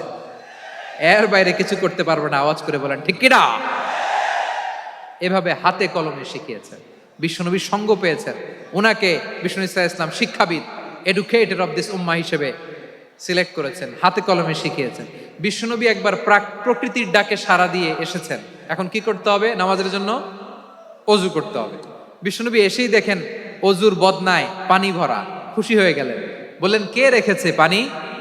একজন বলল আব্দুল্লাহ রেখেছে। বিশ্বনবী অত্যন্ত খুশি হলেন, খুশি হয়ে একটা দোয়া করলেন, বললেন আল্লাহুম্মা ফাক্কিহু ফিদ্দীন ওয়া আল্লিমহু তা'ওয়ীল। আল্লাহ, তুমি আব্দুল্লাহকে দ্বীনের বুঝ দিও আর কোরআনের তাফসির শিক্ষা দিও। বিশ্বনবীর এই দোয়া এমন লাগছে, উনি রাইসুল মুফাসসিরিন, এই পৃথিবীতে যত মুফাসসির ছিল, যত মুফাসসির আসবে, সকল মুফাসসিরের সম্রাট হিসেবে স্বীকৃত হয়েছেন। আব্দুল্লাহ ইবনে আব্বাস, বিশ্বনবী ওনারে আজান শিখান নাই, বিশ্বনবী ওনারে ল্যাঙ্গুয়েজ শিখান নাই, বিশ্বনবী ওনারে অ্যাম্বাসেডর বানান নাই, হাতে কলমে শিক্ষা দিয়েছেন। ছোট্ট মানুষ, বিশ্বনবী ইন্তেকাল করলেন, আবু বকরের সময় গেল, ওমরে ফারুকের খেলাফত, তখনও তিনি তরুণ। ওমরে ফারুক রাদিয়াল্লাহু তাআলা আনহু ওনার ক্যাবিনেট মিনিস্ট্রির বৈঠকে এই আব্দুল্লাহ ইবনে আব্বাসকে পাশ দিয়ে বসায় রাখতেন। বয়স্ক সাহাবারা এটা পছন্দ করতো না। তারা বলতো ঘটনা কি, আব্দুল্লাহর মতো ছেলে নাতি আমাদের আছে, এরা কেন রাখে ওমরে ফারুক? ওমরে ফারুক এটা টের পেলেন, তিনি বুঝতে পারলেন যে ক্যাবিনেট মেম্বাররা এটা পছন্দ করে না, ছোট্ট আব্দুল্লাহরা কেন রাখি, কেন যে রাখি এটা একদিন বুঝাবো। একদিন মিটিং এ তিনি সবাইকে বললেন ইদা জাআ নাসরুল্লাহি ওয়াল ফাতহ। এই আয়াত দ্বারা উদ্দেশ্য কি বলেন তো মুরব্বী সাহাবীরা? এক সাহাবী বলেন এই সূরা দ্বারা উদ্দেশ্য, আল্লাহ বলেছেন আমাদেরকে বিভিন্ন ল্যান্ড, বিভিন্ন এলাকা বিজয় করতে হবে। ওমরে ফারুক বললেন না, হয়নি। আরেকজন বললেন বিজয় হওয়ার পর আমাদের বেশি বেশি আল্লাহর বরত্বের ঘোষণা দিতে হবে, এটা উদ্দেশ্য। ওমরে ফারুক বললেন, না হয় নাই। যারে জিজ্ঞেস করেন কেউ পারে না। সব শেষে বিশ্বনবী ছোট্ট আব্দুল্লাহরে বলেন, আব্দুল্লাহ, ইদা জা নাসরুল্লাহি ওয়াল ফাত, এর দ্বারা উদ্দেশ্য কি বলো তো? ছোট্ট আব্দুল্লাহ বলেন, হুয়া আজালু রাসূলিল্লাহ, এই আয়াত দ্বারা বিশ্বনবীর বিদায়কে উদ্দেশ্য নেওয়া হয়েছে। ওমরে ফারুক বললেন, হাযা হুয়া, এটাই তো সঠিক উত্তর, এটাই সঠিক তাফসীর এই আয়াতের। কারণ ইদা জা নাসরুল্লাহি ওয়াল ফাত, যখন আল্লাহর সাহায্য আর বিজয় আসবে, ওয়া রাআইতান নাসা ইয়াদখুলুনা ফি দীনিল্লাহি আফওয়াজা, আপনি দেখবেন দলে দলে ঢলে ঢলে বানের পানির মতো মানুষ ইসলামের দিকে ঢুকতেছে, ইসলামের বিজয় হয়েছে। তো ইসলামের বিজয়ের মিশন নিয়ে নবী আসছে, বিজয়ী যখন হয়ে গেছে এখন তো নবীর বিদায় হবে। জোরে বলেন ঠিক কিনা? কোন সাহাবী এই সূক্ষ্ম কথাটা ধরতে পারে নাই, ওই আব্দুল্লাহ ছাড়া। আব্দুল্লাহ যখন উত্তর দিছে, সব সাহাবীদের টনক নড়েছে। এরপর থেকে কোনো ক্যাবিনেট মিটিং এ আর কোন সাহাবারা কোনো প্রশ্ন করে নাই, আওয়াজ করে পড়েন সুবহানাল্লাহ। বিশ্বনবী আব্দুল্লাহ ইবনে আব্বাসকে দ্য এডুকেটর অফ দ্য উম্মাহ, উম্মার শিক্ষাবিদ হিসেবে গ্রহণ করেছেন। আওয়াজ করে পড়তে হবে আল্লাহু আকবার। সাহাবীদের নামগুলো মনে থাকবে? 1 নম্বরে আবু মাহজুরা, মুয়াজ্জিন বানাইছেন। যায়েদ ইবনে সাবিত, দোভাষী, ট্রান্সলেটর অফ প্রফেট, এবং তিনি ছিলেন বিশ্বনবীর ব্যক্তিগত সচিব। Musab ibn Umair, the first ambassador and diplomat of Islam. Abdullah ibn Abbas, এই উম্মার সবচেয়ে বড় এডুকেটর, শিক্ষাবিদ। আরেকজন ছিল আব্দুল্লাহ ইবনে মাসউদ রাদিয়াল্লাহু তাআলা। 2 আব্দুল্লাহ, আব্বাস গেল, আরেকজন হচ্ছে মাসউদ। মক্কার তরুণ, ছাগল পালতো মুশরিকের বিশ্বনবী আর আবু বকর রাদিয়াল্লাহু তাআলা আনহু একবার গেলেন, যে দেখে এই তরুণ দাঁড়ায় আছে। বিশ্বনবী বলেন, আমি খুব ক্ষুধার্ত, তোমার কাছে কি দুধ আছে ছাগলের? আব্দুল্লাহ ইবনে মাসউদ বলে, আছে। ওয়ালাকিন আনা মু'তামান, কিন্তু যে দুধ আছে এটা আমানতের, আমি দিতে পারবো না। বিশ্বনবী এইটা শুনেই তার টার্গেট করে ফেলছে। আনা মু'তামান, দুধ আছে কিন্তু এটা আমার মালিকের, আমি তো দরদ দেখায় আমার মালিকের দুধ আপনি পথিক, আপনারে দিতে পারি না। বিশ্বনবী টার্গেট করে ফেলছেন, এরে আমার কাজে লাগাইতে হবে। বিশ্বনবী বললেন, আচ্ছা ঠিক আছে, দুধ দিও না, কিন্তু এমন ছাগি আছে কিনা যেই ছাগির সাথে কোনো ছাগলের মিলন হয় নাই, তার ওলানে দুধও আসে নাই, বাচ্চাও নাই, এরকম ছাগির থেকে যদি আমি দুধ খাই তাহলে তো সমস্যা নাই। বলতেছে, এরকম ছাগির থেকে দুধ খাইলে সমস্যা নাই, কারণ এরকম ছাগির ওলান থেকে দুধ আসবেও না। বলতেছে, ঠিক আছে, এরকম একটা ছাগি নিয়ে আসা হলো। বিশ্বনবী বিসমিল্লাহ বলে ওই ছাগির ওলানে হাত দিলেন। হাত দিতে দেরি, পুরো ওলানটা দুধে ভরে যেতে দেরি হয় না।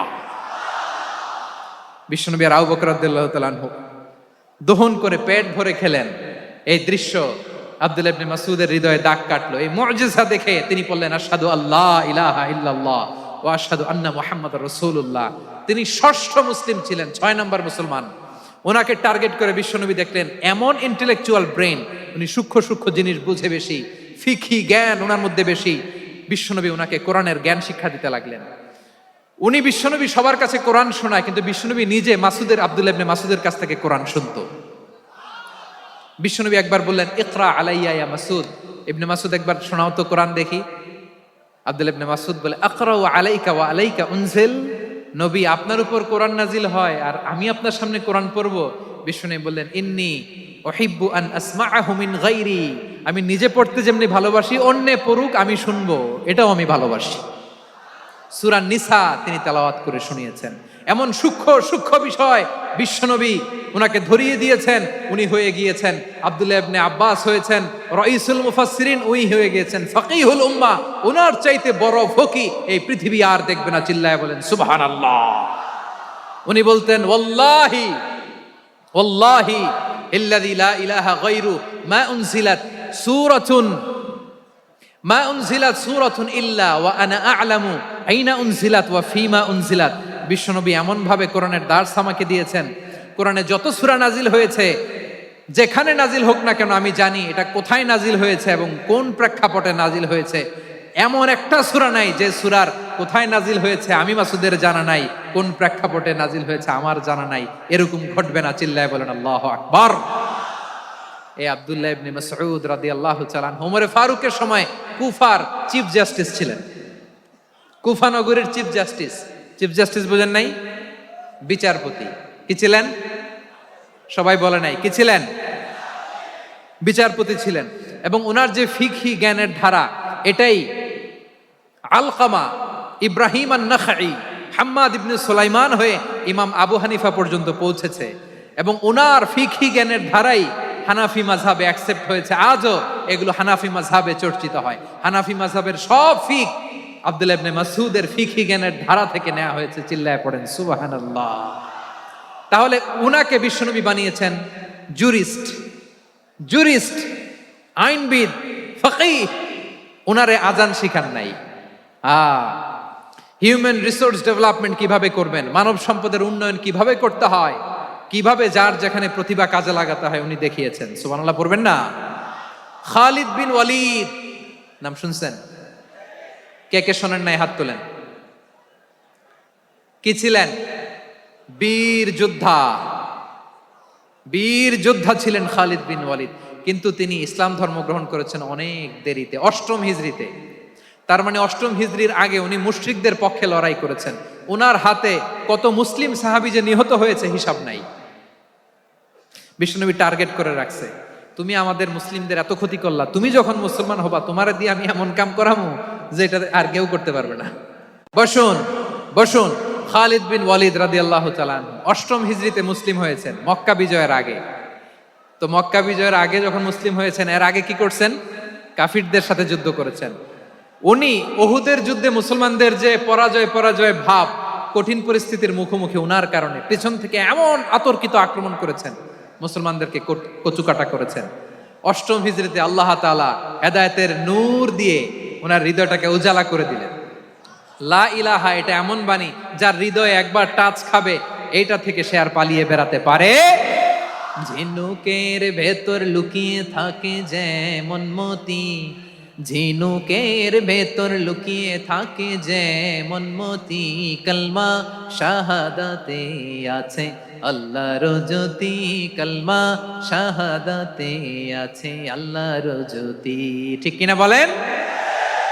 মক্কা বিজয়ের আগে মুসলিম হলেন, হওয়ার পরেই বিশ্বনবীর টার্গেট ফুলফিল হলো। ওই যে টার্গেট করে রেখেছেন আর দোয়া করেছেন, খালিদ বিন ওয়ালিদ যদি মুসলিম হয় তাকে আমি মিলিটারি চিফ বানাবো। ওনাকে আজান শিখান নাই, ওনারে কান ধইরা নামাজের এই মাথা থেকে ওই মাথা আনান নাই, ফিকহি কোরআনের সূক্ষ্ম তাফসীর ওনারে শিখান নাই, অ্যাম্বাসেডর বানান নাই। বিষ্ণু ইসলাম উনাকে সামরিক অভিযানে প্রেরণ করেছেন। সামরিক অভিযানে তিনি প্রেরণ করেছেন।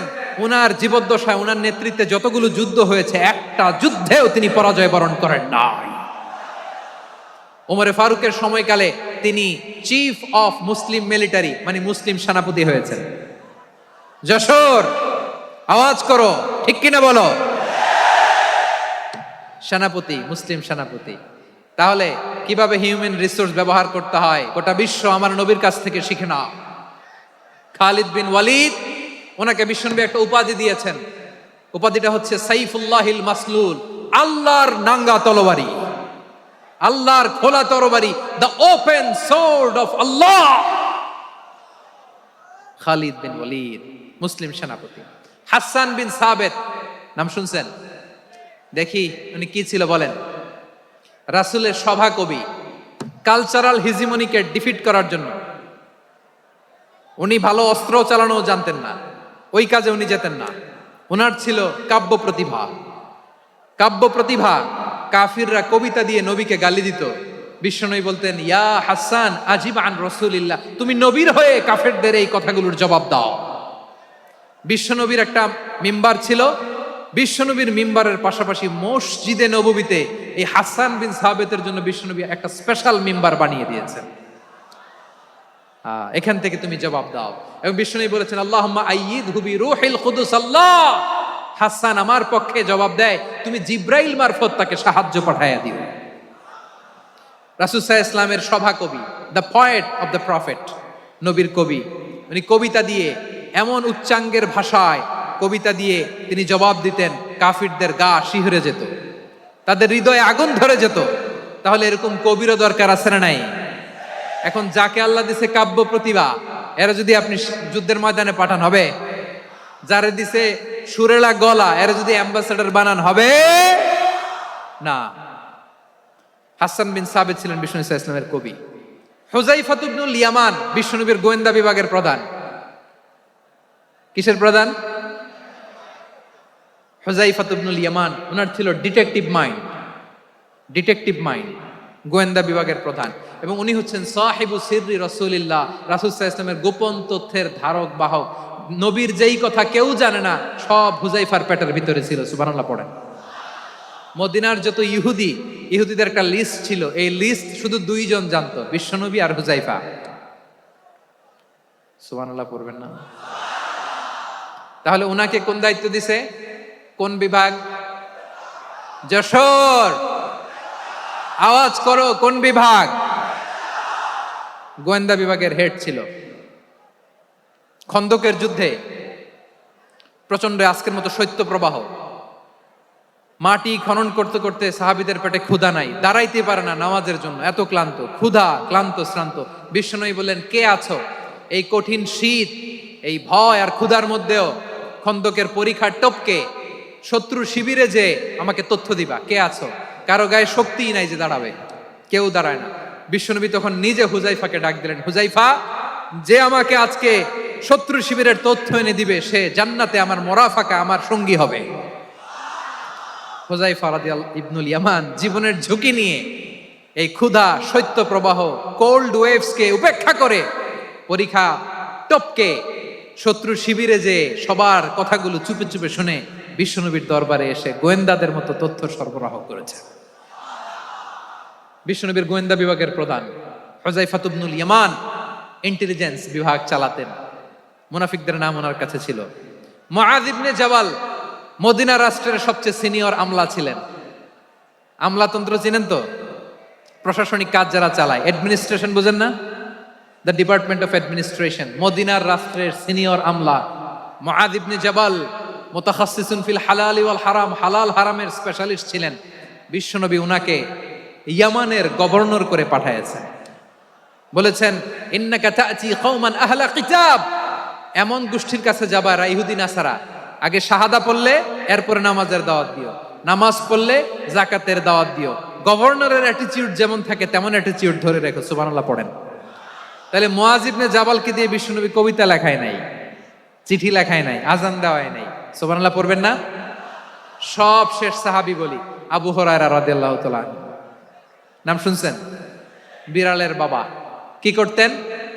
খালি হাদিস মুখস্থ করতেন। উনি বলতেন, আলজামু রাসূলুল্লাহ আলা মিল ইবাতনি, আমার শুধু পেটের ক্ষুধার বন্দোবস্ত হইলে আমি নবীর সঙ্গ ছাড়তাম না। আমার আনসার সাহাবারা ক্ষেত খামারের কাজ করতো, আমার মুহাজির সাহাবারা ব্যবসা করতো, আর আমি নবীর সাথে সাথে থাকতাম। শুধু সকাল বিকাল দুই বেলা যদি আমার খাবারের বন্দোবস্ত হয় আমি আর নবীর লক ছাড়ি না। সুবহানাল্লাহ কইবেন না? 5374টা হাদিস তিনি বর্ণনা করেছেন। সবচেয়ে বেশি হাদিস বর্ণনাকারী সাহাবী। হাদিস প্রিজার্ভেশনের কাজে বিশ্বনবী ওনাকে কাজে লাগিয়েছেন। উনি একদিন বলেন, ইয়া রাসূলুল্লাহ আসমাউ মিনকা কাসীরান ফালা আহফাজু, নবী অনেক কথা শুনি আমার মনে থাকে না। বিষ্ণু বললেন, তাই? উবসুত রিদাক, তোমার চাদরটা বিছাও। আবু হুরায়রা বিছালেন, বিশ্বনবী হাত বুলায় দিলেন, এরপরে অনেক হাদিস বর্ণনা করলেন। আবু হুরায়রা বলে, তারপর থেকে বিশ্বনবী যাই বর্ণনা করে আমি শুনি আর একটাও বলি না। এখন সুবহানাল্লাহ। বিশ্বনবী ওনাকে হাদিস প্রিজার্ভেশন, নবীর এই যে লক্ষ্য হাদিস প্রিজার্ভেশনের এই দায়িত্ব দিয়েছেন সাইয়েদনা আবু হুরায়রা রাদিয়াল্লাহু তাআলা আনহুকে। প্রিয় ভাইরা, তাহলে 10 জন সাহাবীর কথা যে বললাম, আপনারা কি খেয়াল করেছেন কত বড় ট্যালেন্ট হান্টার, চৌকস ট্যালেন্ট হান্টার ছিল আমার নবী। এক একজনের এক এক ট্যালেন্ট এক এক কাজে অ্যাসাইন করেছেন, এক একজনকে এক এক দায়িত্ব দিয়েছেন, এক একজনের প্রতিভাকে এক একভাবে বিকশিত হওয়ার সুযোগ দিয়েছেন। আওয়াজ করে বলেন ঠিক কি না? এখন আমার পর্দার আড়ালে আমার মায়েরা বলবে, এতগুলো পুরুষ সাহাবীর কথা বললো, নারী সাহাবীরা কি কিছু করে নাই? হ্যাঁ, একজন নারী সাহাবীর কথা বলে মোনাজাত হবে, দোয়া ছাড়া কেউ যাব না। রুফাইদা আল আসলামিয়া রাদিয়াল্লাহু তাআলা আনহা, ওনার বাবার নাম সাআদ আল আসলামি। বিশ্বনবী কি খেয়াল করলেন দেখেন, সাআদ ছিল মদিনার বড় ডাক্তার। এই নারী সাহাবী রুফাইদা বাবার কাছ থেকে চিকিৎসা বিদ্যা শিখেছেন। যখন শিখছে বিশ্বনবী দেখলেন, আমার তো প্রতি সপ্তাহে সপ্তাহে যুদ্ধে আহত সাহাবীদের সেবা দিবে কে? বিশ্বনবী রুফাইদাকে বললেন, রুফাইদা তুমি মসজিদে নববীর পাশে একটা মেডিকেল ক্যাম্প করো। এই যে সাকিনা আদ্দিন মেডিকেলের আমার ছাত্রী বন্ধুরা শুনে রাখো, তোমাদের আইকন হচ্ছে এই রুফাইদা আল আসলামিয়া। বিশ্বনবীর ডিরেকশন অনুযায়ী তিনি মসজিদে নববীর পাশে একটা মেডিকেল ক্যাম্প করলেন এবং আহত সাহাবাদের চিকিৎসা উনি ওনার টিম নিয়ে দিতেন। বিশ্বনবীর পরামর্শে উনি আনসারি এবং মুহাজির মহিলা সাহাবীদেরকে নিয়ে একটা স্পেশাল মেডিকেল টিম গঠন করলেন। খায়বার যুদ্ধে 7ম হিজরিতে যখন বিশ্বনবী যায়, উনি ওনার টিম নিয়ে আসলেন, বললেন, ইয়া রাসূলুল্লাহ, আমরা তো তলোয়ার চালাতে পারি না, আমরা তো তীর মারতে পারি না, দেন খায়বার অভিযানে আমি আমার টিম নিয়ে মেডিকেল টিমের সেবাটা সার্ভিসটা দিতে চাই। পড়েন সুবহানাল্লাহ। বিশ্বনবী অনুমতি দিলেন, যোদ্ধা সাহাবীদের সাথে রুফাইদা আল আসলামিয়া উনিও মেডিকেল টিম নিয়ে অগ্রসর হলেন। খায়বারের প্রতিটা আহত ইনজুর্ড সাহাবী যারা ইনজুরির শিকার হয়েছেন সবাই রুফাইদা আল আসলামিয়ার এই মেডিকেল ক্যাম্প থেকে চিকিৎসা সহায়তা পেয়েছেন। সুবহানাল্লাহ পড়েন। দেখেন কিভাবে বিশ্বনবী ট্যালেন্ট বাছাই করতেন। আপনি অবাক হবেন, বাহরাইনের মেডিকেল ইউনিভার্সিটিতে রুফাইদা আল আসলামিয়া মেডিকেল প্রাইজ অ্যাওয়ার্ড প্রতি বছর দেয়া হয়। যদি 8 দিনের এই মেডিকেল আমার বোনেরা যদি জেনে থাকো জানো, না হলে নতুন করে জানো, সার্চ দিও, রুফাইদা আল আসলামিয়া মেডিকেল অ্যাওয়ার্ড বাহরাইনের ইউনিভার্সিটিতে দেয়া হয়। প্রিয় ভাইয়েরা, তাহলে আলোচনার সামারি আমরা করি। বিশ্বনবী যার যেখানে ট্যালেন্ট তাকে ওইখানে কাজে লাগাতেন। আওয়াজ করে বলেন ঠিক কিনা? এবার একটা ইন্টারভিউ হবে, আওয়াজ করে বলেন, আবু মাহজুরাকে বিশ্বনবী কি বানাইছেন? হ্যাঁ, ভুলে গেছেন? সামনের চুলে হাত দিয়ে বিশ্বনবী কি সুন্দর গলায় আজান শিখালেন। মুয়াজ্জিন। যায়েদ বিন সাবিতকে একাডেমিক প্রজেক্টের দায়িত্ব দিয়েছেন, তিনি ছিলেন বিশ্বনবীর দোভাষী ব্যক্তিগত সচিব। মুসাব ইবনে Umair, the first ambassador of Islam. Abdullah ibn Abbas, উম্মার বড় শিক্ষাবিদ মুফাসসির। আব্দুল্লাহ ইবনে মাসউদ ছিলেন জুরিস্ট। কি ছিলেন? জুরিস্ট ছিলেন, এই উম্মার সবচেয়ে বড় জুরিস্ট। খালিদ বিন ওয়ালিদ, সেনাপ্রধান। হাসান বিন সাবিত ছিলেন বিশ্বনবীর সভাকবি। কি ছিলেন? বিশ্বনবীর সভাকবি ছিলেন। এরপরে হুযায়ফা ইবনুল ইয়ামান কি ছিলেন? গোয়েন্দা বিভাগের প্রধান। মুআয ইবনে জাবাল কি ছিলেন? সিনিয়র আমলা, ইয়ামানের গভর্নর। আবু হুরায়রা রাদিয়াল্লাহু তাআলা আনহু হাদিস প্রিজার্ভেশনের কাজ করেছেন। আর আমাদের রুফাইদা আল আসলামিয়া রাদিয়াল্লাহু তাআলা আনহা কি ছিলেন? নার্স ছিলেন। নার্স হয়ে মেডিকেল সেবা দিয়েছেন। প্রিয় ভাইয়েরা, পুরো আলোচনার যদি সামারি করি তাহলে বিশ্বনবী যেভাবে হিউম্যান রিসোর্সকে ম্যানেজ করেছেন, যার যেখানে প্রতিভা কাজে লাগিয়েছেন, আমরাও যদি করি আমাদের বাংলাদেশের চিত্র আমরা পাল্টে যেতে পারবো। আমরা শুরুতে শুনেছি মানুষের আছে অসীম সম্ভাবনা, প্রতিটা মানুষ অনন্য, যত্ন নিলে, যথাযথ পরিচর্যা করলে মানুষ বিশ্ব জয় করতে পারে। ঠিক কিনা? আমাদের হাফেজে কোরআনের সামনে দাঁড়াতে পারে এমন কোন হাফেজে কোরআন আল্লাহর জমিনে জন্ম হয় না। গোটা বিশ্ব কাঁপিয়ে তারা সেরা। আমাদের ক্রিকেটাররা সেরা, আমাদের তৈরি পোশাক শিল্প সেরা। এরকম অনেক অনেক সেরা জিনিস আছে, আমরা এগুলোরে নার্চারিং করতে পারি নাই, পরিচর্যা করতে পারি নাই, সঠিক তারবিয়াতের অভাব। তাহলে মানুষের অসীম সম্ভাবনাকে কাজে লাগাতে হবে। ঠিক কিনা বলেন? ইউনুস গভর্নমেন্টকে আমি বলবো, অল্প সময়ের জন্য আপনারা এসেছেন, সংস্কারও করতে হবে, আবার নির্বাচনও করতে হবে। সব সংস্কার হতে করতে পারবেন না, যতটুকু পারবেন এর মধ্যে আমাদের যে হিউজ ম্যান পাওয়ার, আমাদের যে মানব সম্পদ, হিউম্যান রিসোর্স, এটাকে ডেভেলপ করে আপনাদের যেতে হবে। যেটা পারবেন না সেটাকে পরবর্তী নির্বাচিত গভর্নমেন্টের কাছে রেখে যেতে হবে, যে তারা যেন করে, তাদের কাছে আপনারা এটা রেখে যাবেন। তাহলে মানুষ চাইলে বিশ্ব জয় করতে পারে। আর মানুষকে হারাতে পারে কেউ? জোরে বলো যশোর, মানুষকে হারাতে পারে কেউ? আল্লাহ আমাদেরকে জনসংখ্যা দিয়েছেন। প্রিয় ভাইয়েরা, এই জনসংখ্যা অনেক বড় সম্পদ, এটা আমাদের জন্য অভিশাপ নয়, আশীর্বাদ। আমাদের জনসংখ্যাকে যদি আমরা জনশক্তিতে রূপান্তর করতে পারি, আজকে বাংলাদেশ যে অবস্থানে দাঁড়িয়ে আছে, বাংলাদেশ তার 20 গুণ উন্নতির শিখরে চলে যাবে। চিল্লায় বলো ঠিক কিনা? আমাদের শ্রমিক ভাইয়েরা বাইরে কাজ করে, আমাদের শ্রমজীবী ভাইয়েরা, প্রবাসীরা, তাদের ব্যাপারে গুরুত্ব দিতে হবে। আমাদের শ্রমের দাম সবচেয়ে কম, সবচেয়ে কম। তারা এম্বাসিতে গুরুত্ব পায় না, এয়ারপোর্টে গুরুত্ব পায় না। এই সরকার অবশ্য তাদেরকে অনেক গুরুত্ব দিচ্ছে। আমাদের অদক্ষ শ্রমিককে যখন আমরা দুবাই পাঠাই অল্প বেতন পায়, কিন্তু ইন্ডিয়ানরা দক্ষ শ্রমিক পাঠাইলে তার 3 গুণ বেতন পায়। আমরা আমাদের শ্রমিকদেরকে অদক্ষ ভাবে আর পাঠাতে চাই না, দক্ষ শ্রমিক পাঠিয়ে আমরা রেমিটেন্সের বন্যা বইয়ে দেব। আমাদের শ্রমিকদের পাঠানো রেমিটেন্সের টাকায় সচল থাকে আমার দেশের অর্থনীতির চাকা। তাদেরকে সবচেয়ে গুরুত্ব দিতে হবে। আমরা পেয়েছি ফ্রিডম ফাইটার, মুক্তিযোদ্ধা, আর আমার প্রবাসী ভাইরা হচ্ছে রেমিটেন্স ফাইটার। জোরে বলো ঠিক কিনা? তাহলে আমাদের এই জনশক্তিকে জনসম্পদে ট্রান্সফর্ম করতে হবে, ঠিক কিনা বলেন? সরকার জনগণকে এভাবে পলিশ করতে হবে। মা বাবারা ছেলে মেয়েদের মধ্যে কার কোন যোগ্যতা তাকে ওইভাবে কাজে লাগাতে হবে। সবার এ প্লাস পাওয়ার কোনো দরকার নাই। আমাদের দেশে একটা টেন্ডেন্সি আছে, পরীক্ষায় এ প্লাস না পাইলে কই তুই কি করলি, পাশের বাড়ির ছেলে এ প্লাস পাইছে, যা ওর পা ধোয়া পানি খা। কি খা? তা আমি ভাবছি যে পা ধোয়া, এ প্লাস পাওয়া ছেলেদের পা ধোয়া পানির একটা পানির ব্র্যান্ড বানাইতে হবে। এরকম লেখা থাকবে, এ প্লাস পাওয়া ছেলেদের পা ধোয়া পানি। খাওয়া নাই, এগুলার খাওয়া নাই। ওরে আল্লাহ এ প্লাস পাওয়ার জন্য বানাইছে, আর আপনার ছেলেকে এই এ প্লাস গুলারে নিয়ন্ত্রণ করার জন্য আল্লাহ বানাইছে। ওকে দিয়ে আল্লাহ কি করবে আপনি জানেনই না। একটা এ প্লাস, একটা এ গ্রেড একটা মানুষের জীবনকে ঠিক করে দিতে পারে না। আপনার ছেলেকে আল্লাহ অন্যদিকে যোগ্যতা দিয়েছে। ওদের মনোবল ভাঙবেন না, খবরদার খবরদার। ছেলে মেয়েদের মনোবল ভাঙবেন না। যাকে দিয়ে যেটা হবে তাকে দিয়ে সেটা করতে হবে, তার প্রতিভাকে সেভাবে কাজে লাগাতে হবে। তাহলে বাংলাদেশ, আমাদের এই জনসংখ্যা জনসম্পদে রূপান্তরিত হবে। আমাদের সরকারের তত্ত্বাবধানে আমাদের 18 কোটি জনগণ দক্ষ জনশক্তিতে রূপান্তরিত হোক। আমরা চাই কি চাই না? আমরা ভালো মানুষ, শ্রেষ্ঠ মানুষ হতে চাই কি চাই না? ওই জাপানিজদের মতো সৎ, ওই ইউরোপিয়ানদের মতো কালচার্ড আমাদেরকে আল্লাহ তাআলা কোরআন সুন্নাহ অনেক কিছু দিয়েছেন। যেহেতু বর্তমানে আমরা দেখছি তারা সৎ, তাদের মধ্যে ভ্যালিউ আছে, সেগুলো আমাদের মধ্যে আনার দরকার আছে না নাই? আর ইসলাম দিয়ে আমাদের জীবনকে সাজাতে হবে, ইসলাম দিয়ে আমার পরিবারকে সাজাতে হবে। ইসলাম থেকে, কোরআন থেকে প্রেসক্রিপশন না নিলে জীবন সুন্দর হবে না। কোরআন থেকে প্রেসক্রিপশন না নিলে সমাজ সুন্দর হবে না।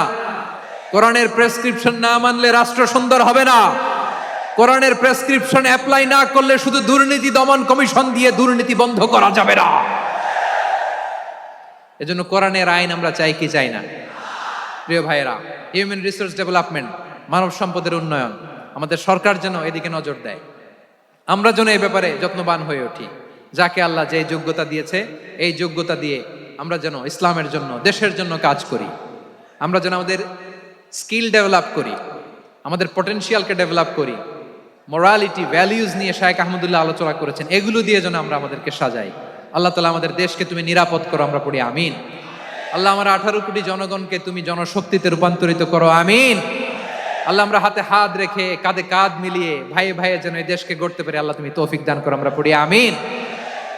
আমার প্রিয় মহিউদ্দিন ভাই বলেছেন, হুজুর এমন একটা ঘোষণাপত্র দিয়ে যাবেন আজকের এই ঐতিহাসিক যশোরের প্রোগ্রামে, যেটা গোটা বাংলাদেশে মানুষ এটার উপর আমল করে।